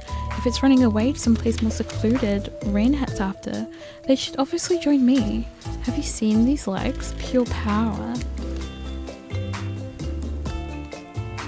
Not that my walk speed really reflects my giant stature, but that's because I choose to move more slowly for stealthy reasons. It's my own choice, and it's completely logical. Why is everyone so obsessed with comparing themselves to each other and creating drama? I'm so over that. Don't you get it? Society wants to trick you into fighting with each other so that corporations can swoop in and sell you fake solutions to all your fabricated problems. I'll be sitting in the shade and drinking something locally sourced while thumbing through a public domain novella printed on recycled paper because I refuse to play the game anymore. It's like she's actively trying to be as unappealing as possible. Does it really turn anyone else on, or just me? Despite Trapper's insatiable appetite, it seems his attention, along with the attention of everyone else, is still on you for the moment. If you could, I don't know, just pick one of us maybe. We could all move on with our lives, or, you know, some special projects we might have going. You had him. Who will it be? Who you head off with? For an evening activity? I'm just saying, you might not get a ton of chances to date around like this before your time on Murderous Island comes to a close. I know, I'm not satisfied with the name either. This is screaming a reality TV show. Boom happening. And it's pretty much all that wasn't taken. Which killer will you pick? And yes, we're back to excluding Trickster because, that guy... Huntress? You know, I had the feeling you'd pick me. You've got a good taste, and I don't just say that because I'm considering eating you. Huntress licks her lips as she eyes you up and down. You've never felt like a literal piece of meat this much in your life before. What have you gotten yourself into? Let's go to the bar. I'm going to make you into something special? That's weird. You and Huntress whisk yourself away to the bar. When you arrive, you find the arrangement of arts and craft supplies. Are those taxidermy tools? Cool. Are you freaking out? I'm not freaking out. You wonder what's going through Huntress's head. Though she's bubbly and enthusiastic, you're always terrified she might snap. Something on your mind? She smiles. Drink this. Huntress hands you a seemingly normal tropical cocktail.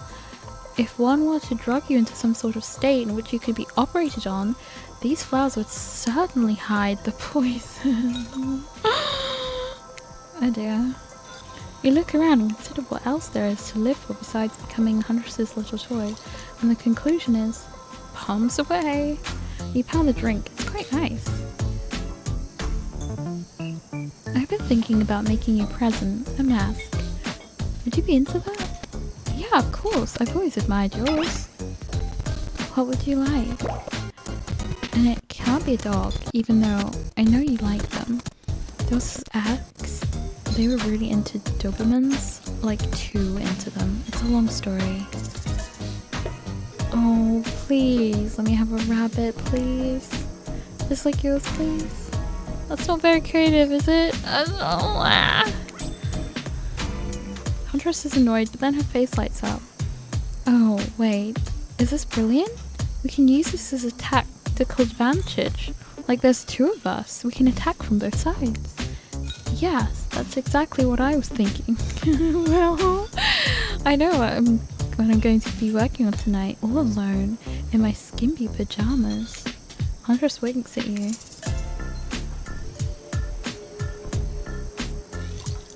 I'm concerned.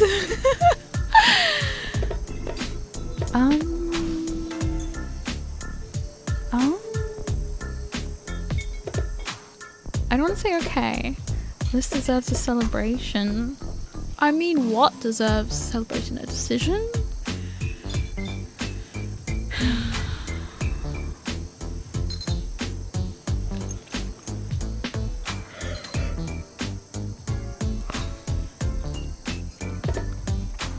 Should we just, like, get out of here? Doesn't that mean, like, let's go hang out somewhere else? Okay, this seems... middle? I don't know. This deserves a celebration. You thump your fist on the table like you're in some old-timey movie about... What? Pony Vikings or Sally Russian ice farmers. Oh, that's not good. More drinks for my friends. Oh, okay. Slow it down. Even I don't have that kind of energy after today. Let's do something a bit more relaxing. Huntress, you've got a lot of hobbies. Why don't you share something with us that you're passionate about? Something less deadly than throwing axes or chasing survivors, maybe. Just a thought. Making more masks? Oh wait, making matching gloves? No, you little joker. I'm thinking of a different type of making. Making our victims die fast, medium or slow deaths, depending on the mood we're in. It's another round of be careful what you wish for on Murder's Island. Dwight, I need your help, doing something in a different place entirely? You read my mind. You read my mind. Me either. I'm talking about mycology. You know mushrooms? I picked a lot of them, and I'm very familiar with which ones make for a great soup base, and which ones make you super dead. I'll show you two mushrooms. You point to the one that's safe to eat. Okay, that sounds easy enough.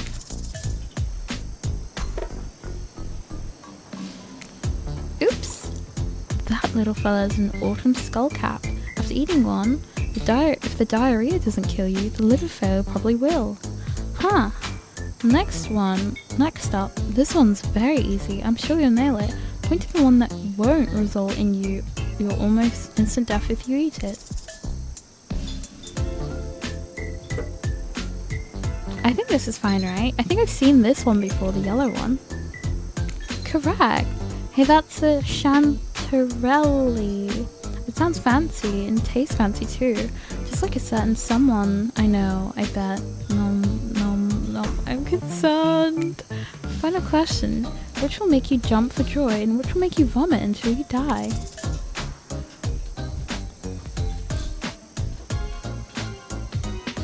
I have no idea.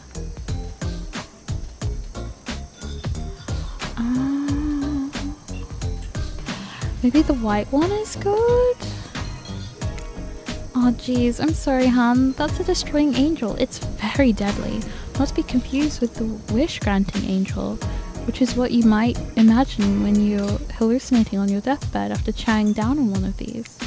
That's fun, right? I like flexing a little more than just my biceps for you. Alright, let's see here. Tabulating your answers and... not great. Not all wrong. It only takes one poisonous mushroom to put you down for good. Guess you'll just need to keep me around so you don't shove anything deadly in your mouth. Huntress claps her hands giddily. I appreciate you spending time with me tonight. I know the other killers are all very alluring in their own way.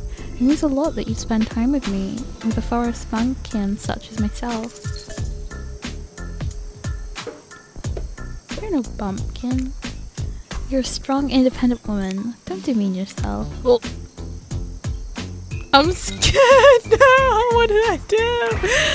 I'll demean myself if I want to. She's angry, but also pet on this is pretty hard. Is it? I'm concerned. We're here! Claude and Dwight are gathering everyone together on the beach. Typical. Exactly what the voice said. I'm telling you, I'm being honest that you're the only one who can hear me. Oh my god. Oh my god. I'm terrified. The gang's all together again on the volleyball court. It seems like only yesterday you were sitting on the sidelines watching everyone get sweaty. That's because it was. Oi, it feels like I've been here a lot longer than that actually. It's so late that the sun is already beginning to rise. Better get this over with quickly so that you can get some beauty rest. I do not recommend eternal damnation or perpetual narratordom. Good thing you've really used your time well since then. Really getting to know the gang. The brain, the mogul, the bastard case, the psychotic bunny girl. You know, the 4 types of people. Anyway, everyone is gathered on the volleyball court for a new type of game. Pitch your dream date and see who RainHet chooses. Who's ready for round robin? How round are we talking?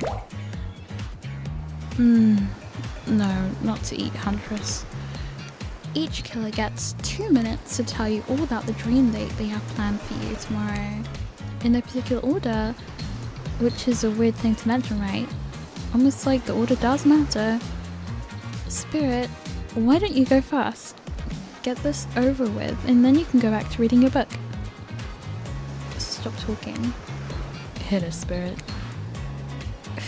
Figuratively, damn it, Dwight, you gotta watch your words with these people. Tomorrow, you'll spit in the face of a god, die, and be reborn anew. That's it. If you're not intrigued by that, I don't want you.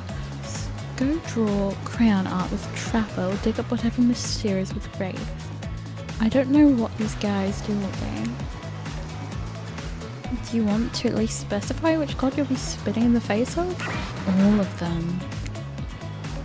Okay then, so hydrate tonight if you intend to hang with Spirit. Sorry, anyway, Wraith? Well, I don't know. I really just prefer to tell RainHet privately. I don't really know how that's gonna work with these game mechanics. What if you just whispered it to RainHet? Wraith considers this for a long moment, too long. That's fine. Without moving, Wraith lowers his voice to a barely audible whisper. Tomorrow we have to find my bell, and then I can finally tell you about what I've been working on. It's going to be really special, the kind of thing where we really bond. And maybe finally get off this island, and maybe we can go on a real date. You done? Is that it? Wraith nods proud. Trapper, without further ado, would you like to make us all uncomfortable by pushing the boundaries of what's acceptable, not only in polite society, but within the narrative of this in-world event? Also, the larger meta-narrative of the Dead by Daylight dating experience. Sometimes you just gotta say it. Why yes, thank you, I'd love to. So RainHet, you're thinking of picking me? Well, this is your final warning. Pick me and be punished and rewarded. Tomorrow will suck, probably. I'm not an easy guy to get along with, I know that. But I can tell you this much. I'm hiding a secret on this island that will make fans shit themselves with excitement. If you like Trapper, you're gonna love it. And if not, you're a maggot. And everyone, even confident sexy ladies in rabbit masks, better stay the hell away from my yacht. Great, Huntress, why didn't you take it from here? tomorrow morning I'm planning a nice atmospheric breakfast on the yacht. Don't worry, Trapper won't even know it's gone. What was that? Nothing, go away. Then, boy oh boy, I've got such an adventure planned. It involves hunting for treasure.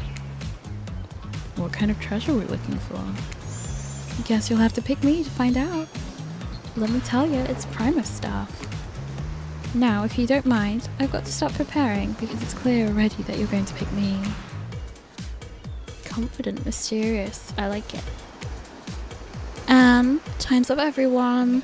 Gosh, you'll need to dream about these options so you're ready to choose in the morning. Now go dream about all these swoon-worthy options so you're ready to make a choice come dawn. Have a swell night. Did you two forget to mention something? Oh gosh, how could we forget? Before you run off to slumber peacefully, there's one more thing to do. Not really survival dating competition would be complete without signaling out one of our contestants who is already teetering on the edge of a psychological break And giving them a little push. Hold up, this has been survival dating competition parody this entire time and I'm just now finding out about it? Come on, the signs were there, you just didn't read them. Welcome to Murderer's Island! It's now time to eliminate one of the killers. Oof, it's like butchering, but it hurts even worse. You can't kill a killer, but can you break their heart? Oh, do you dare to even try? You mean... That's right, tomorrow one of these sexy slices will not be eligible to take you out on the date. Who's it gonna be? But why? Oh, because it's dramatic? Because it's surprising. Because it's a classical reversal of fate? And it will hurt someone's feelings. Someone dangerous. Who's it gonna be, champ? What's your thought process here?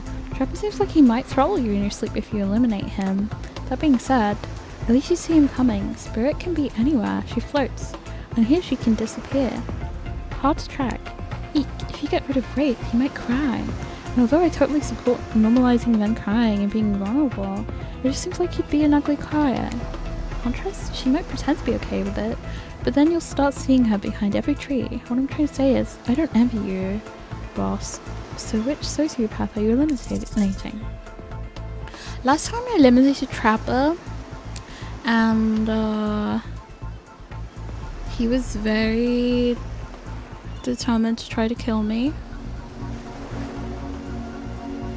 Which is fine. I dislike him the most. But let's eliminate Wraith.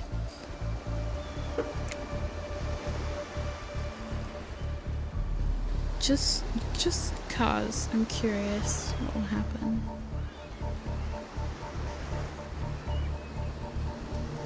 Look, I'm here and I have two horns on my head. And I'm not really getting positive reinforcement from you, Wraithy Poo. Please don't take this personally. It's just my opinion of you and who you are and what you're about deep down as a person and how I don't like it. Like, give me something, you know? A kiss, a wink, hold my hand, finish telling me about all this mysterious stuff that you're obsessed with. Or better yet, don't. Wraith rises taller than you've ever seen him and calmly walks to the exit. Before he leaves, he turns to you. I feel a bit sad. When you came here, I thought perhaps you would be different. I don't know how my last bit of hope in humanity hadn't been snuffed out, but it wasn't. It is now. You're just like the rest of them. There is no hope of goodness here. The only thing I can do is try to escape. Or burn everything and everyone to the ground. Oh yeah, I forgot he was a psychopath. He leaves.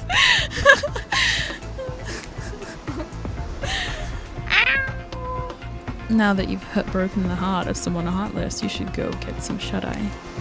And don't worry too much about the broken heart you've left behind, because of course they'll be receiving a consolation prize. They might not get to go home with RainHet when this is all over, but they'll never sleep alone again. That's right, we're sending our eliminated player home with their own mostly new Trickster body pillow. The next best thing to the real Trickster. It might not hug you back, but it definitely won't try to stab you. And how do we know? Because we've tried it. That's right, it's Dwight tested. Claudette approved. I hope you sleep well tonight, RainHet. You're my hero for what you've accomplished. How can you sleep tonight knowing what you've done? Not because of the guilt. I mean, knowing that there's a legit homicidal maniac who hates you so close by. How can you sleep tonight knowing what you'll do tomorrow? I don't know how you do it, but you better go before Dwight and Claudette come back and put you to sleep themselves. You know those two. Schedule, schedule, schedule. Wow, what a crazy day. What a crazy way to end the day in Elimination. I did not know that it was this kind of a game. Let's check in with everyone, especially with our loser. Everyone deserves a send-off. I can't help it if I have thick arms and legs that go until they stop. I knew we had a connection from the moment I saw them through my mask. You can never be sure what's going on in the newcomer's mind, but I like my odds for tomorrow. It's so fun hunting for love and not for food or vengeance for a chance.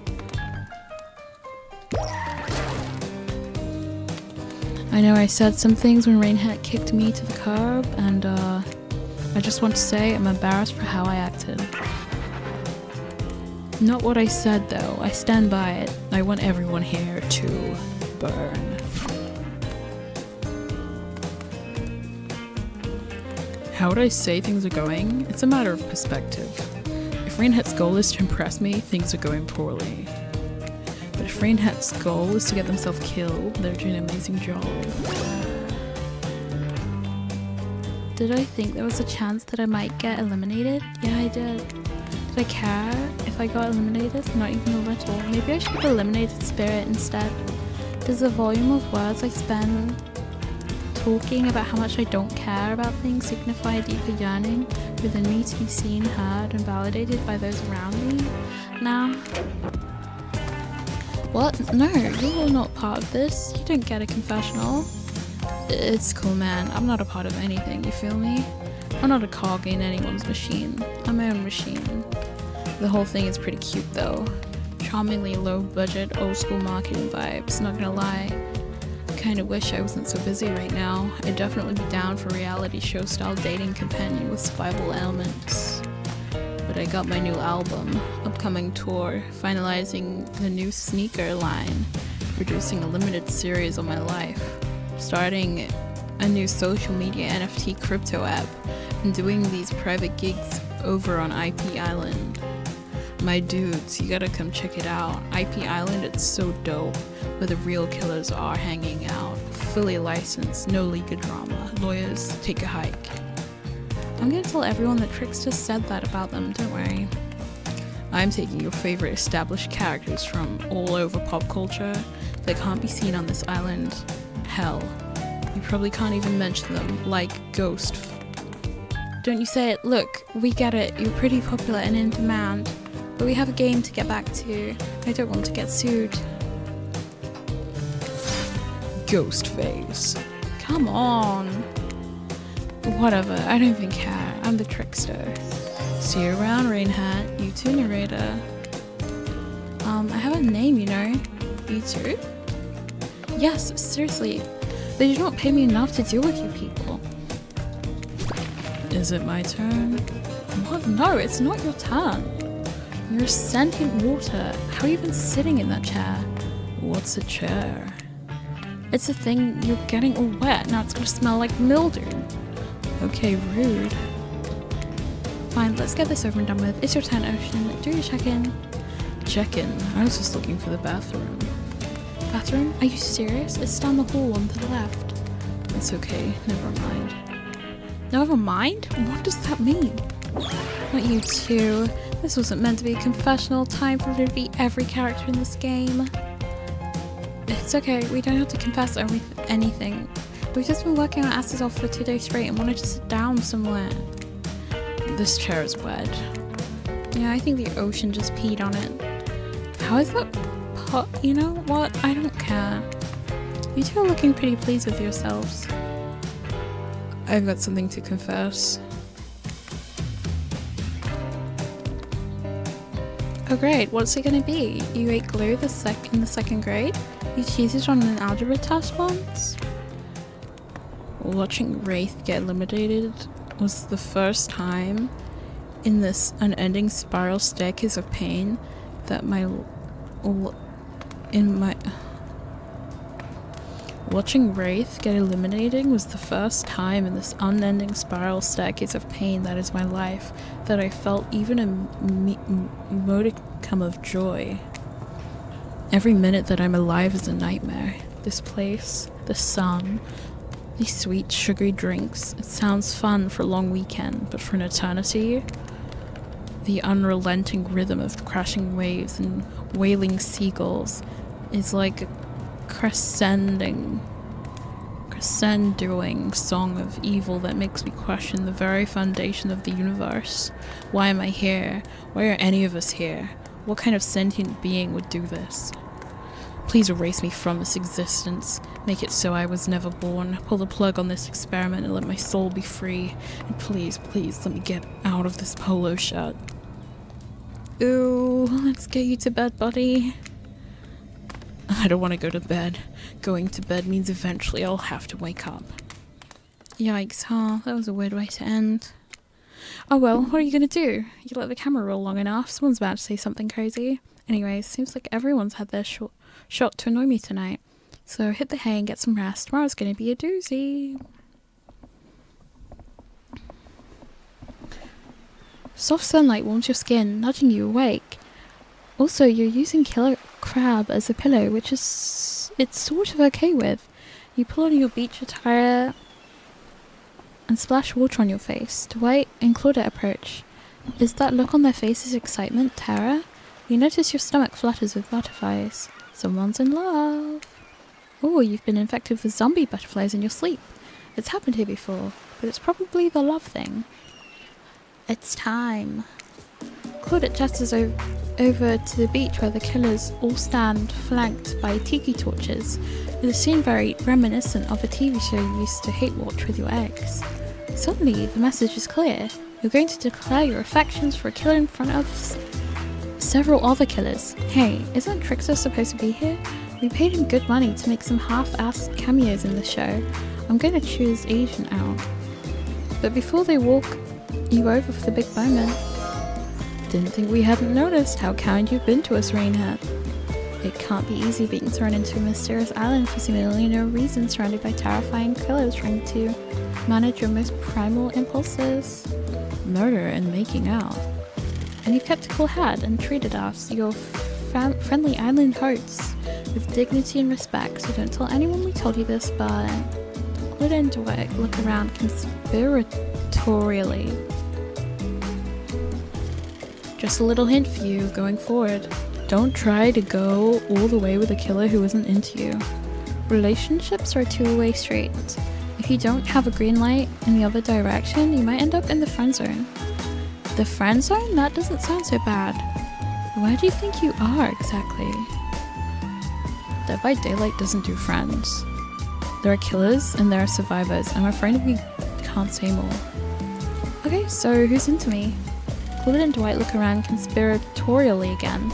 Well, I've seen sparks flying between you and Huntress. Huh? Okay, bye.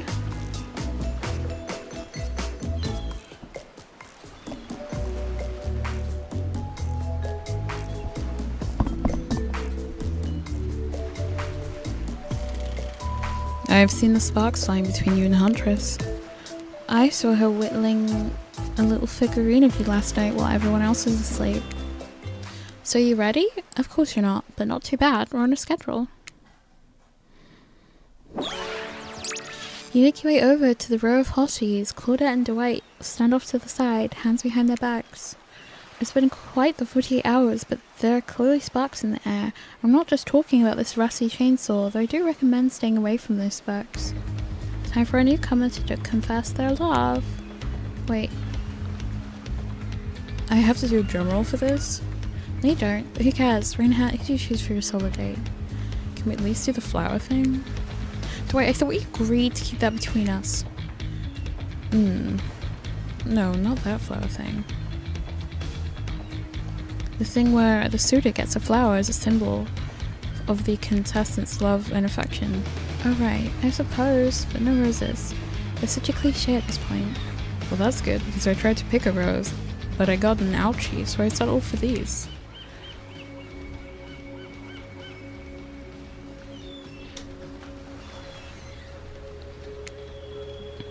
You've done good, Dwight. That's a lovely bouquet.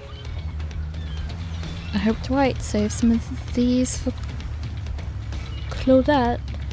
Their thing, right? You're getting that vibe too? Just me? Sorry. You've got other things to think about right now.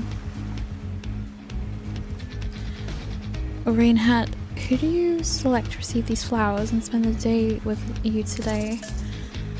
I mean, do I really have to answer? We turn to Huntress. She's never looked more appealing. Her kaftan dress ruffles behind her in the light morning breeze. A seagull lands on her shoulder, like she's a beachy cartoon princess. She snaps the seagull's neck and stuffs it somewhere under her flowy dress, probably to save for lunch.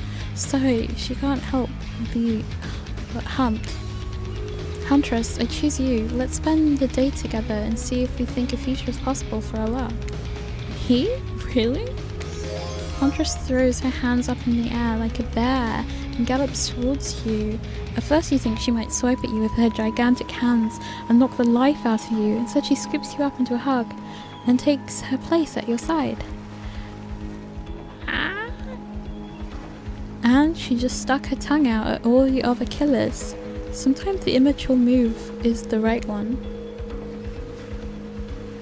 It's sure been a fun day. We'll just be here, not getting ready to participate even though survivors matter too, while you go off and have a grand old time. Yep, just Claudette and I hanging out. No one competing for our love, wondering what we did in a past life to end up embroiled in this unrelenting misery. But go, have a blast.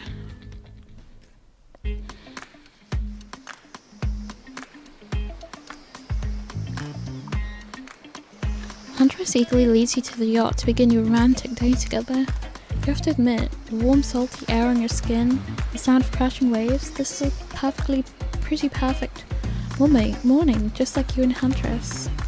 Hey cuties. Ah, Ocean's here too. Do you know that I'm teeming with flesh-eating bacteria and dead bodies? That pesky Ocean, always killing the vibe. You turn to Huntress. You sure you're okay here on the ocean? I know you don't like to be out in the open. Something about being here with you makes me feel safe. You both sit down at a beautifully set table on the deck of the boat. A widespread, mouth-watering breakfast. A widespread of mouth-watering breakfast goodies are arranged in front of you. Can we get you anything? You look a bit green. I get extremely seasick. And Trickster replaced the island's Dramamine with party drugs, so... Wait, how did they get here? Weren't they just on the beach consoling the rejected killers? Are there more than 2 of them? You motion one.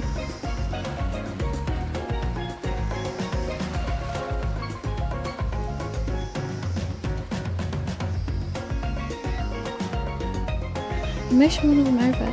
Have you seen Claudette's feet? They're kind of janky, aren't they?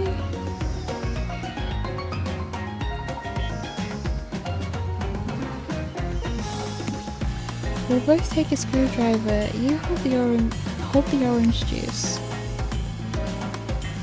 Of course. Hey, can you play this particular song for us? Set the mood. You hand Dwight a piece of paper with the song title written on it. Sure, though I doubt Trapper has it in his vinyl collection. Soon the haunting melody of Huntress's mother's lullaby streams through the yacht's expensive stereo system. The boat rocks as though to the rhythm of the song. The eerie melody mood is really quite romantic. Breakfast has never been this intimate. You reach out to touch Huntress's hand when suddenly a loud bellow scares you. You knock your freshly poured flute of straight vodka onto the pristine deck. It's Trapper. He's screaming at us from the beach. Look how tiny it looks from all the way out there. Huntress squishes his head between her fingers like a child and giggles. Damn you both. The chairs you're sitting on are worth more than your lives. Get back here. He's not wrong. Hey, Claudette. Take us out farther. Hi, Captain. Can she drive a boat? Guess we'll find out. Alone again? Nothing but the call of seagulls and the ominous shadow of a creature lurking beneath the waves. I have something for you. For me? Huntress reveals a package wrapped in a bloodied apron. You clap your hands like a kid on their birthday. Her playful attitude is rubbing off on you. I made the mask you asked for.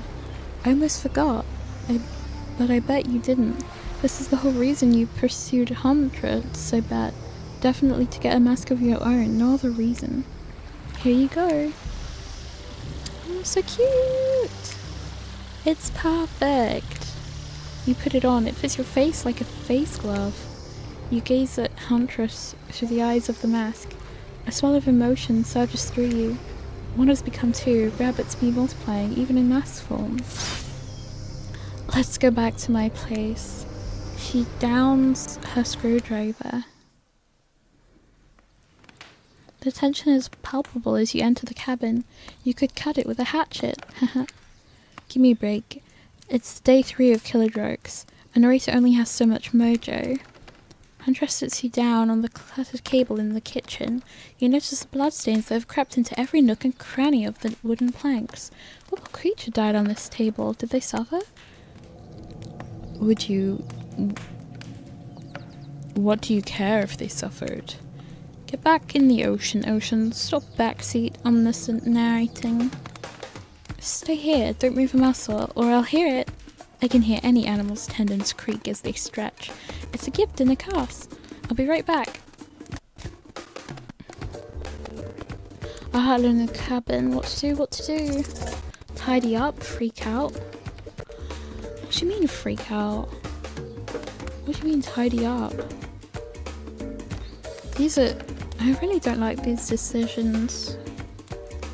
Because they could be either or.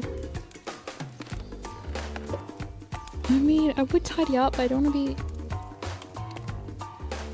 Sure. Clean up, everybody do your share. You half expect a flock of adorable birds and cute little mice to come sprinting in and help you, but they don't. This isn't some fantasy. This is gritty, this is real. Plus I'm pretty sure she kills all the adorable birds and cute little mice. So you putter around the room by yourself, organising... Yeah, I don't think that's a good decision. Organising Huntress's various trinket collection. Old bottles over here, discarded vintage dolls or parts over there, various keys that don't open anything in particular. Doesn't she have a drawer filled with these? Everyone has a drawer like that. Then you lay a blanket down in front of the fireplace for no reason at all. You're certainly not imagining all the naughty things that could go down on such a blanket. What's that in her strong, delicate hand? You reach out for her, longing to stroke her blood-matted hair and scratched up shoulders. I thought we could get warm by the fire. She wags a finger at you, a bunnylicious smirk on her face. Not so fast. Remember what we talked about? How there's more going on here? You nod like a little idiot. Well, I now know there's something up. The other night while you were sleeping, like a cute little baby, I snuck into each of the other killers' layers and saw them with shiny objects that they've been stealing from me. I think they're connected somehow. Maybe it has to do with the symbol. I tried to go back last night, but something blocked me from picking any of the objects up. Someone or something knows I'm onto them. I think if you try, it might work. What do you say? Will you help? Yeah, why not? A globe-trotting treasure hunt on the level of a Nicolas Cage masterpiece. You can definitely count me in. Let's go. I'll be your guardian angel. You'll never know what one of those killers might pop up. You grab Huntress by the hand and practically trip over your own feet. on your way out the door. It feels good to have a quest, thrilling. But part of you is just wondering how quickly you can get through this and impress Huntress. She'll soon take you in her yoked arms and you'll swoon. Your childhood crush on Popeyes. Your childhood crush on Popeye is making more and more sense. Where do you want to start?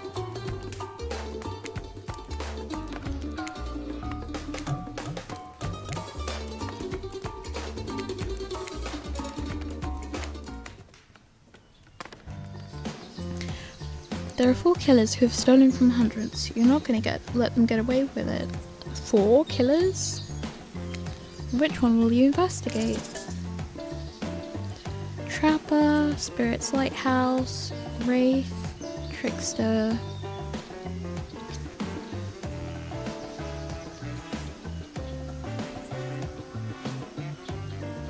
Let's go to Spirit. This place is spooky as heck. Wasn't the beach sunny and beautiful just a moment ago? So you're telling me that your precious shiny thing is up there? It's pretty great, right? Finally a good chance to activate these quads. You don't get legs like this from standing still. But you already know I love a good workout. Running, jumping, climbing, rough housing. Gulp.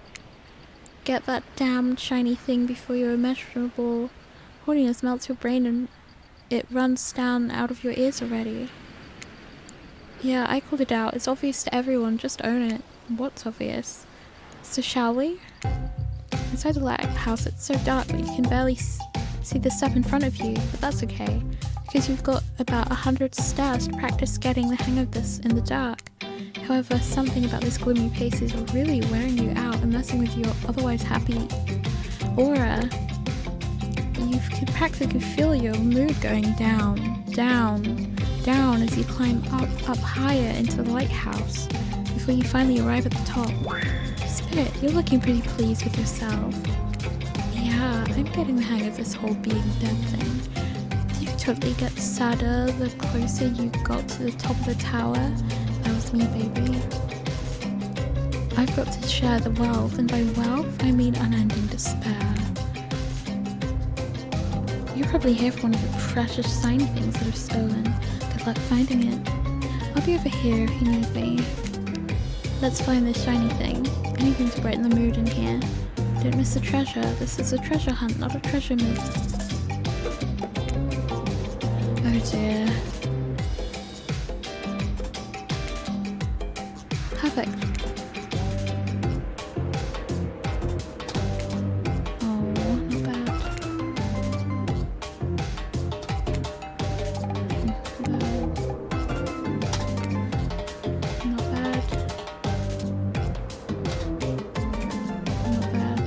Really difficult. Yes, you're really going a long way to prove your dedication to me.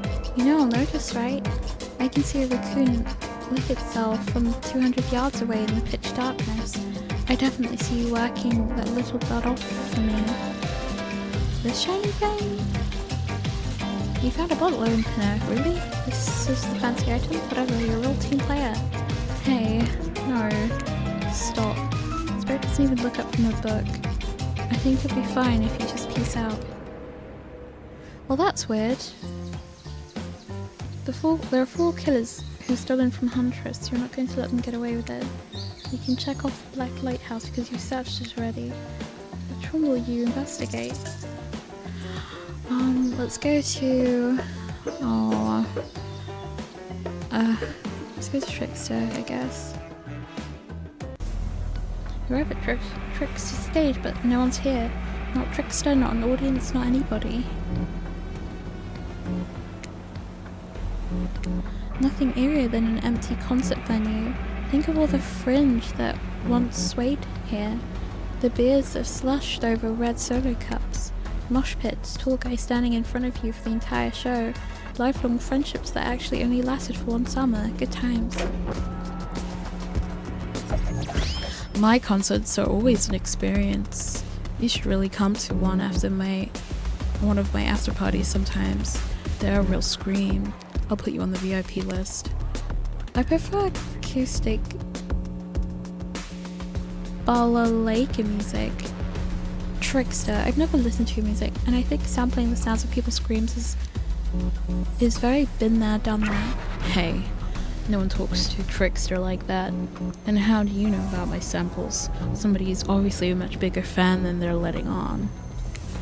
Show me where Huntress's shiny metal objects is, or I'll wipe that grin off your face with a chloroform-drenched rag.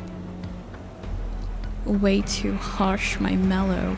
Deranged violence and torture is only cool when I do it, because it's my commentary on a shallow society, and I make it look sexy as hell.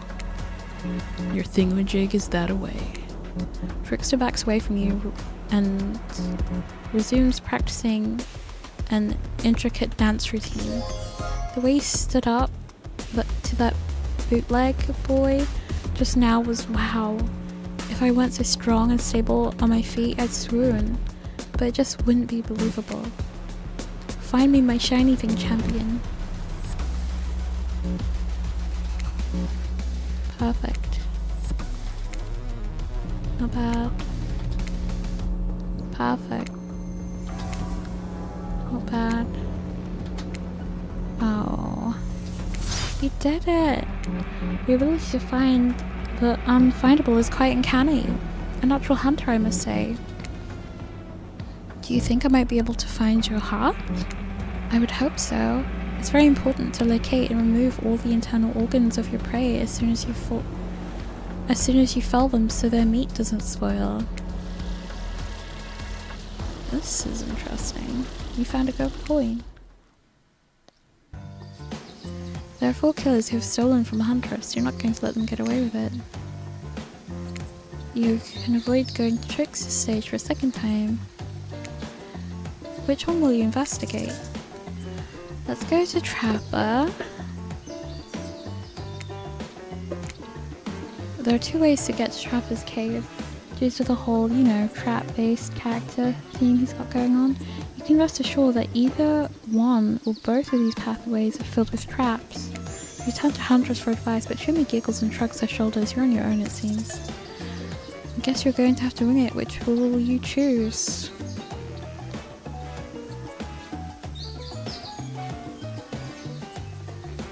Let's go through an underground tunnel. No one can stop you if they can't see you. That said, no one can rescue you if they can't hear you scream. And nobody will waste time burying you if you're already underground when you die. You're not gonna die, are you? I don't know. Sure, a dimly lit tunnel like this must be rife with traps. However, you manage to make your way along, distinctively uncaught by any traps. Rusty, bear, or otherwise. I got this. You're doing great. You're not at all afraid? Who, me? Nah, I gotta say, this is up there among the nicest damp and seemingly abandoned tunnels that I've ever wandered through. And look, it even has lights. Inspired by Huntress's bravery, you dig deep inside yourself and summon courage out of your own. Which is good, because you're going to need it if you're going to head through that very murdery-looking passageway ahead. You enter into a humid, shadowy cave, dripping water echoes all around you. It's definitely not cozy like the cabin you left behind. Let me save.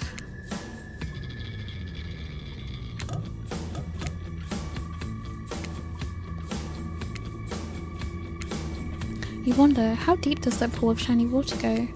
Let's get this over with.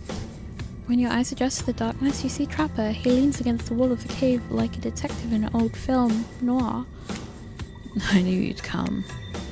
Trapper, get out of the way or I'll school you and serve you for lunch. You're wasting your time. You'll never find what you're looking for. Unless what you're looking for is a minigame.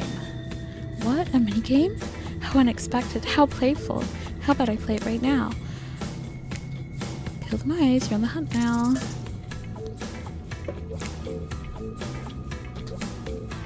Not bad. Not bad. Not bad. Not bad. Perfect. You You did it! You found my lost shiny object. I'm so grateful I could kiss you right now. But I won't because I'm pretty sure Trapper didn't actually leave. He's still over in the shadow watching us. Later, Trapper, you thieving little perv. Hey, that's not fair. I'm huge. Come on, RainHet, let's hurry to the next place. It's a little pen.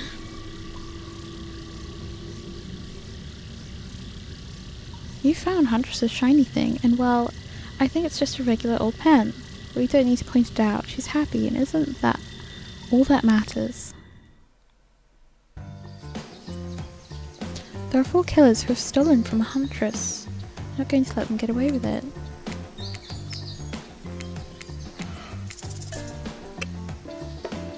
Finally, Wraith, the eliminated guy, who wants to kill me now, I guess.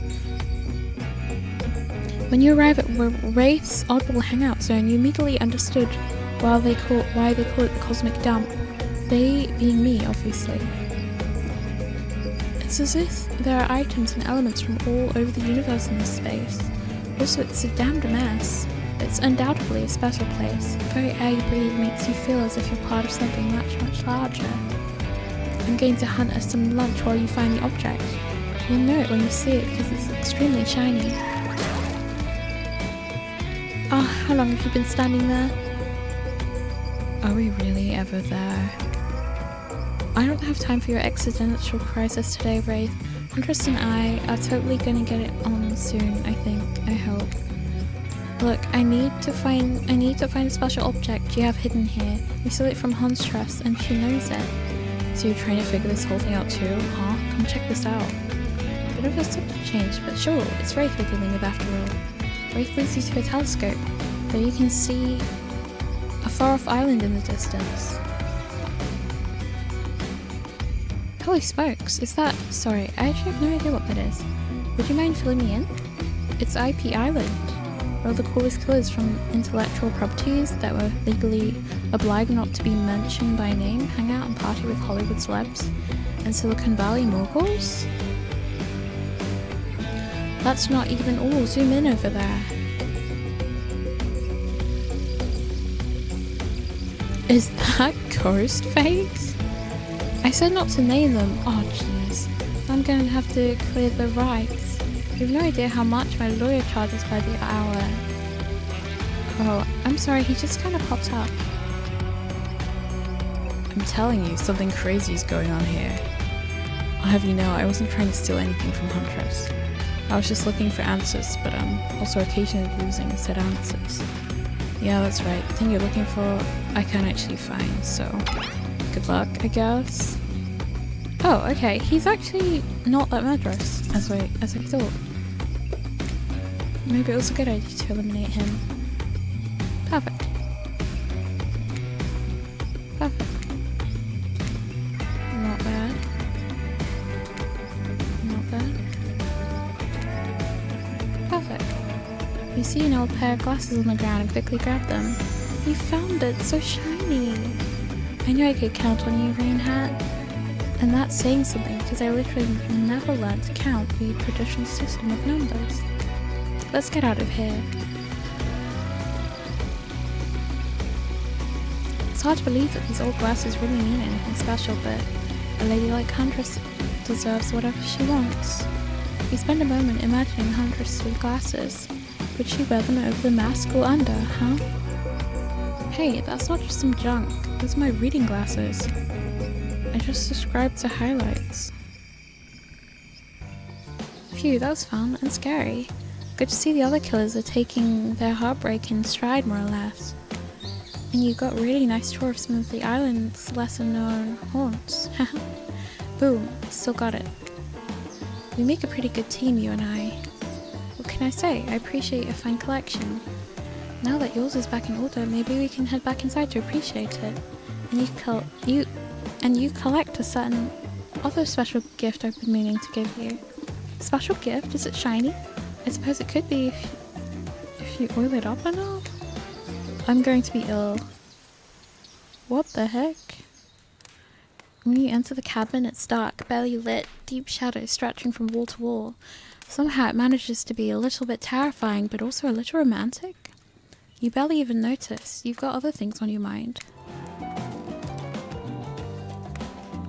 You're practically undressing each other as you walk through the door. Mine's elsewhere. Neither of you realized that the door was wide open already. You were incredible. Every time you found one of the objects, my heart beat faster and faster.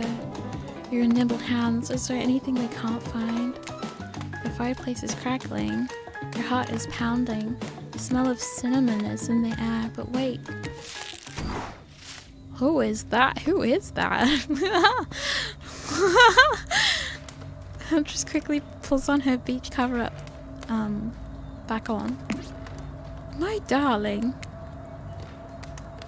An older Russian woman, bearing a striking resemblance to Huntress, sits warming her hands by the fire.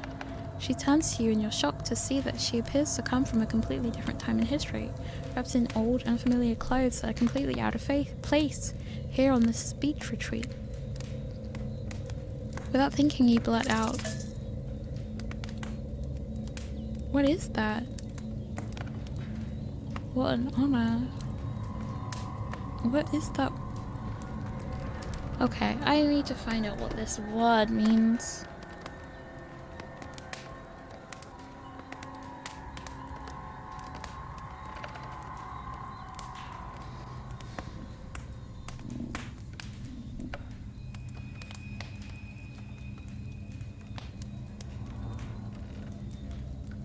Oh, it means holy shit, apparently. Holy shit, who is this? It's obviously her mother. Just right, what an honor. What an honor, it's you. I can't believe this, you're the Mama Huntress. I've been dying to meet you, well, nearly. Can I help you with anything? Glass of vodka, hatchet, for revenge on the elk who slayed you? Oh no, my child, I'm quite content. Just happy to know that my little darling is taken care of. Huntress chuckles nervously. Hi, Mama. Corda and Dwight burst in like they're in a prank video. Bet you weren't expecting this date to include meeting her mom. What? Hey, Huntress. How do you feel about your dear old mama coming to interrupt your date? Huntress throws a hatchet directly at the two survivors. It skewers the wall between them. Without another word, they quickly scurry away. Good girl. Huntress turns to you. I hope this is alright. Of course. Of course it's okay. I give great parent. Huntress breathes a sigh of relief. It's not just the mood I thought we were coming back to. But I'm here now. I'm in it. I'm ready to meet your mama. Thank goodness, because my mother is the only person, the most important person in my life. We Russians invented tea. Did you know that? Mama Huntress shoves a cup in your hand. As you drink your tea with her, the air becomes warm around you. You, Huntress, and her mother sit by the fire and exchange stories and anecdotes. Mama pulls out some old-timey pictures of a young Huntress in black and white, holding bloodied animal corpses with a chilling dead-eyed stare. You'll laugh and eat raw meat of some kind. It's a lovely time, almost like you're back home. You've forgotten that you're on a possibly cursed island atop what is likely some sort of hellmouth. Look, that's not official law. Just call it like I see it. Ever so often, Mama Huntress clutches her stomach, and her eyes stare into the middle distance. She mutters some sounds of if reliving the moment she was skewered by an elk. It's very grim. I like you. Thank you for indulging me in my tea and stories. So tell me, what are your intentions with my daughter, maybe? That means bunny, but you guessed that already, didn't you? Well, by now you've got your translator app ready? Oh, okay. Don't call me out. To start a family together, to take it slow, to keep us safe. I know my intentions. I don't know the main character's intentions. I feel like there's a wrong answer here. keep her safe, start a family together, to take it slow.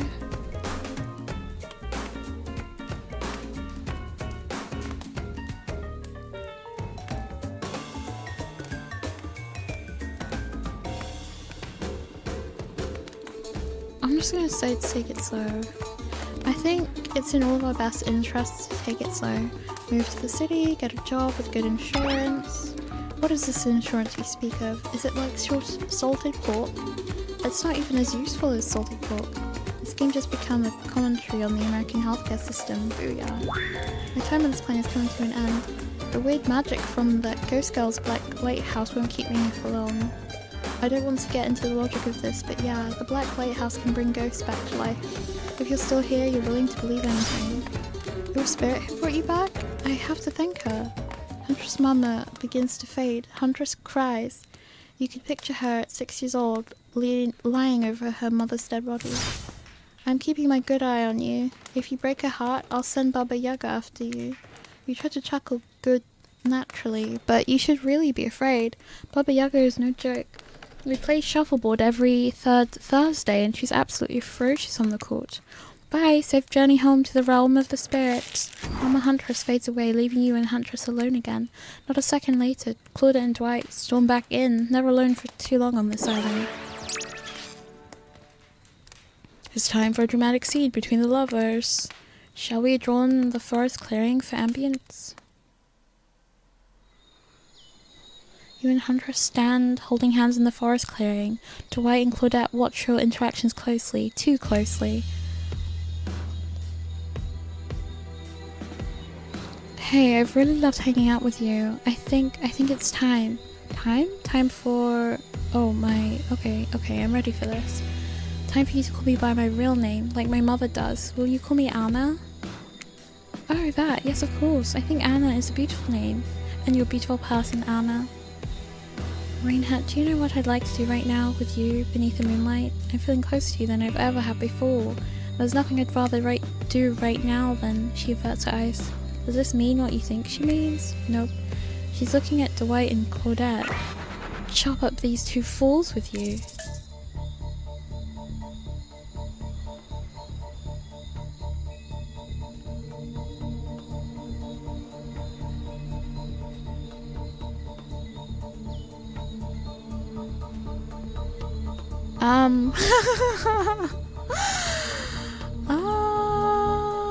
You know what? Sure, yeah. Absolutely. You're getting flashbacks to the first time I played this game when you didn't do what they said at the end. My hatchet is as sharp as my love for you. Let's get bloody. It's as gruesome as you and the Huntress go to town on these innocent survivors who just wanted to help you guys out. We were being forced to help you. Can't hear you, hon. On account of the congealing blood in your mouth. Once you've made quite the mess of the survivors, you and Huntress look at each other with manic eyes. Shall I return to the cabin? I'd love to get you out of that beach wearing into something a little less there. Thought you'd never ask. We done? Once inside the cabin, Huntress strips off her caftan, revealing every curve of her muscled bod. You follow her lead, disrobing for the first time since waking up here. Yeah, no judgment in the strange new place. You kiss, and yes, if you're wondering, it looks like she's gonna keep the bunny mask on for this time. This is the part where I skedaddle. Depictions, sure. Tiger maulings, love it. Dudes crashing other dudes in car crashes, gotta have it. Panky panky, that I can't handle. I'll leave you kids to it. Can't speak French. Just because Huntress speaks Russian doesn't mean I do. I speak Canadian French. It's a thing, look it up. Am I nervously running my mouth now just to give you time alone in the dark? Maybe. Stop me if you've heard this one. He'll be a doctor and a clown walking to a bar. Fine, we'll get back to it. Post doing it, you and Huntress lie together in the warmth of the fire. Everything is so perfect. You imagine Mama Huntress smiling down at you from beyond. That's so weird. You realize that it's pretty gross to imagine her having watched all that and you tried to stop thinking about it. That was incredible. You're telling me. The door to the cabin creaks open. You cover yourself with a blanket. Oh god, a severed arm claws its way through the doorway, leaving a trail of blood in its wake. No, we've walked into a scene from a horror film. Not when I'm around. Huntress procures a hatchet from out of nowhere. Was that in bed with you guys? The wriggling torsos of Dwight and Claudette follow their chopped up limbs. Slowly, pieces of their body start to move themselves back together. No way. But F indeed, my friend. You thought this island would let us die permanently? Haven't you ever played Dead by Daylight? Come on. We have to get to the final scene. I mean decision. What final decision? Claudette and Dwight lead you and Huntress back to the empty beach. You both bask in the glory of being freshly laid. That sounds terrible, doesn't it? Like some sort of laundry detergent, freshly laid. Actually, maybe that's good. I'll get my agent to start circulating that. The island is strangely quiet. No sarcastic remarks disguising a broken young woman from spirit. No strange, wide-eyed stare from the socially awkward wraith. No threats of imminent violence from Trapper. Even Claudette and Dwight are tight-lipped. They seem almost not zombified. Last day, you beautiful piece of meat. You've done so well. We're almost at the finish line. You didn't think I brought you all this way without a plan, did you? What kind of sinister body of salt water do you think I am? A wash of dark energy surrounds you and disappears as quickly as it came. The island noises begin to return, birds chirp in the trees. The grass rustles in the light breeze, and oh look, the other killers are all here, at the fireplace to watch the final ceremony. I can't wait any longer. The pomp and circumstance is agonizing. You're telling me. Stick to the script, Claudette. Okay, so Huntress, how do you feel about the newcomer? Are they everything your murderous little heart has ever longed for? Huntress stares you down for an agonizing moment. She steps towards you. My dear, I think this is true love. Come to me, to the Red Forest. Let's hunt the woods together and have a family. Bursting with babies, we'll raise them as fierce warriors who can defend their family and home. In just a matter of days, you've gone from being completely alone to being the start of a clan of warriors. I did not see that coming. Wraith starts a slow clap. No one joins in, typical. Whatever, love is a concept made up by the greeting card industry. I'm out of here. Spirit floats back to her black lighthouse. Look behind you, it's Trapper. Huntress, you bested me. He turns to you and offers his leathery hand for a handshake. Congratulations, RainHet. I don't shake hands with losers. Trapper's eyebrows shoot up and then he smiles. Didn't see that one coming. You're right, kid. I mean, I hate you completely. I want to kill you mercilessly. But you're right. But wait, you haven't said anything to Huntress. I love you too. Yeah, let's move to the Red Forest immediately. Is 12 kids too many? Maybe in this economy, but who cares? Your heart is overflowing with joy as you and Huntress embrace. Is this what you've been missing your whole life? A woman with shoulders the size of a mountain who won't take off her bunny mask? Yes, 1,000 times yes. You stare into the sunset and picture your life together. Happiness is real.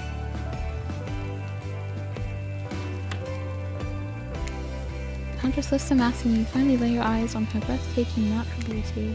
You know, the cabin I grew up in doesn't have the amenities that my luxurious new beach house has. I'm used to living as a beast, bathing in the river and running wild through bushes. While telling me this, Huntress has left her bathing suit behind and entered into the jungle. You haven't lived until you've been one with nature. Okay. You chase Huntress into the woods, leaving your own bathing suit behind. Okay. The end. This is very different the first time I played. Okay, I'm gonna be serious. That was kind of hard to get through. I don't know how long I've been playing this. I think it's been 4 hours.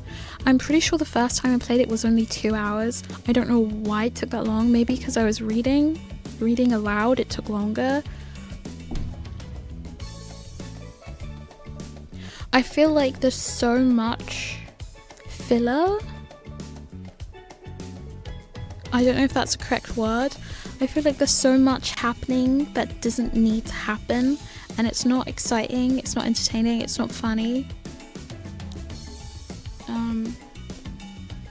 Especially like when I'm reading it aloud, it really just shows way more than if it was just in my head reading through it really quickly.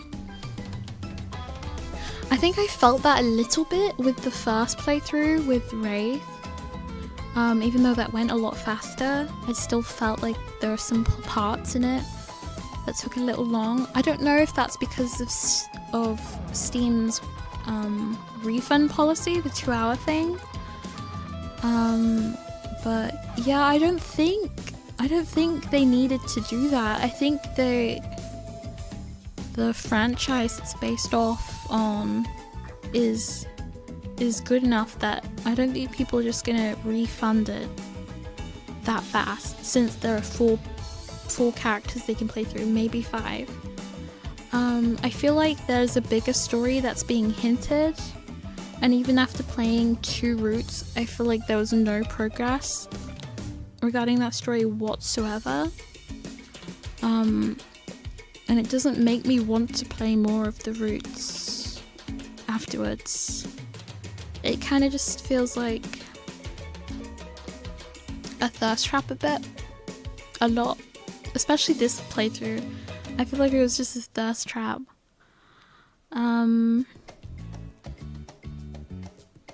So yeah, I don't know, I'm kind of tired reading through all of that. I kind of feel sad after doing the whole thing, like, yeah, it wasn't worth it. I wish I played something else. It feels kind of rude. As far as the game goes though, I feel like the good bits are really good, but the mediocre bits are super mediocre. And there's so much of them. There's so much mediocre stuff. So not really my jam. I think I enjoyed it more the first playthrough. Maybe that was because I wasn't reading aloud, but hey. Huntress is pretty cute. Trapper was surprisingly nice. I guess that's because he hates Wraith that much. Spirit seems interesting.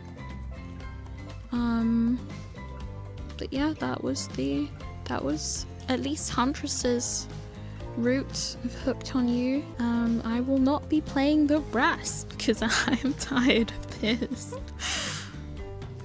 I'll see you in the next one. Thanks for watching.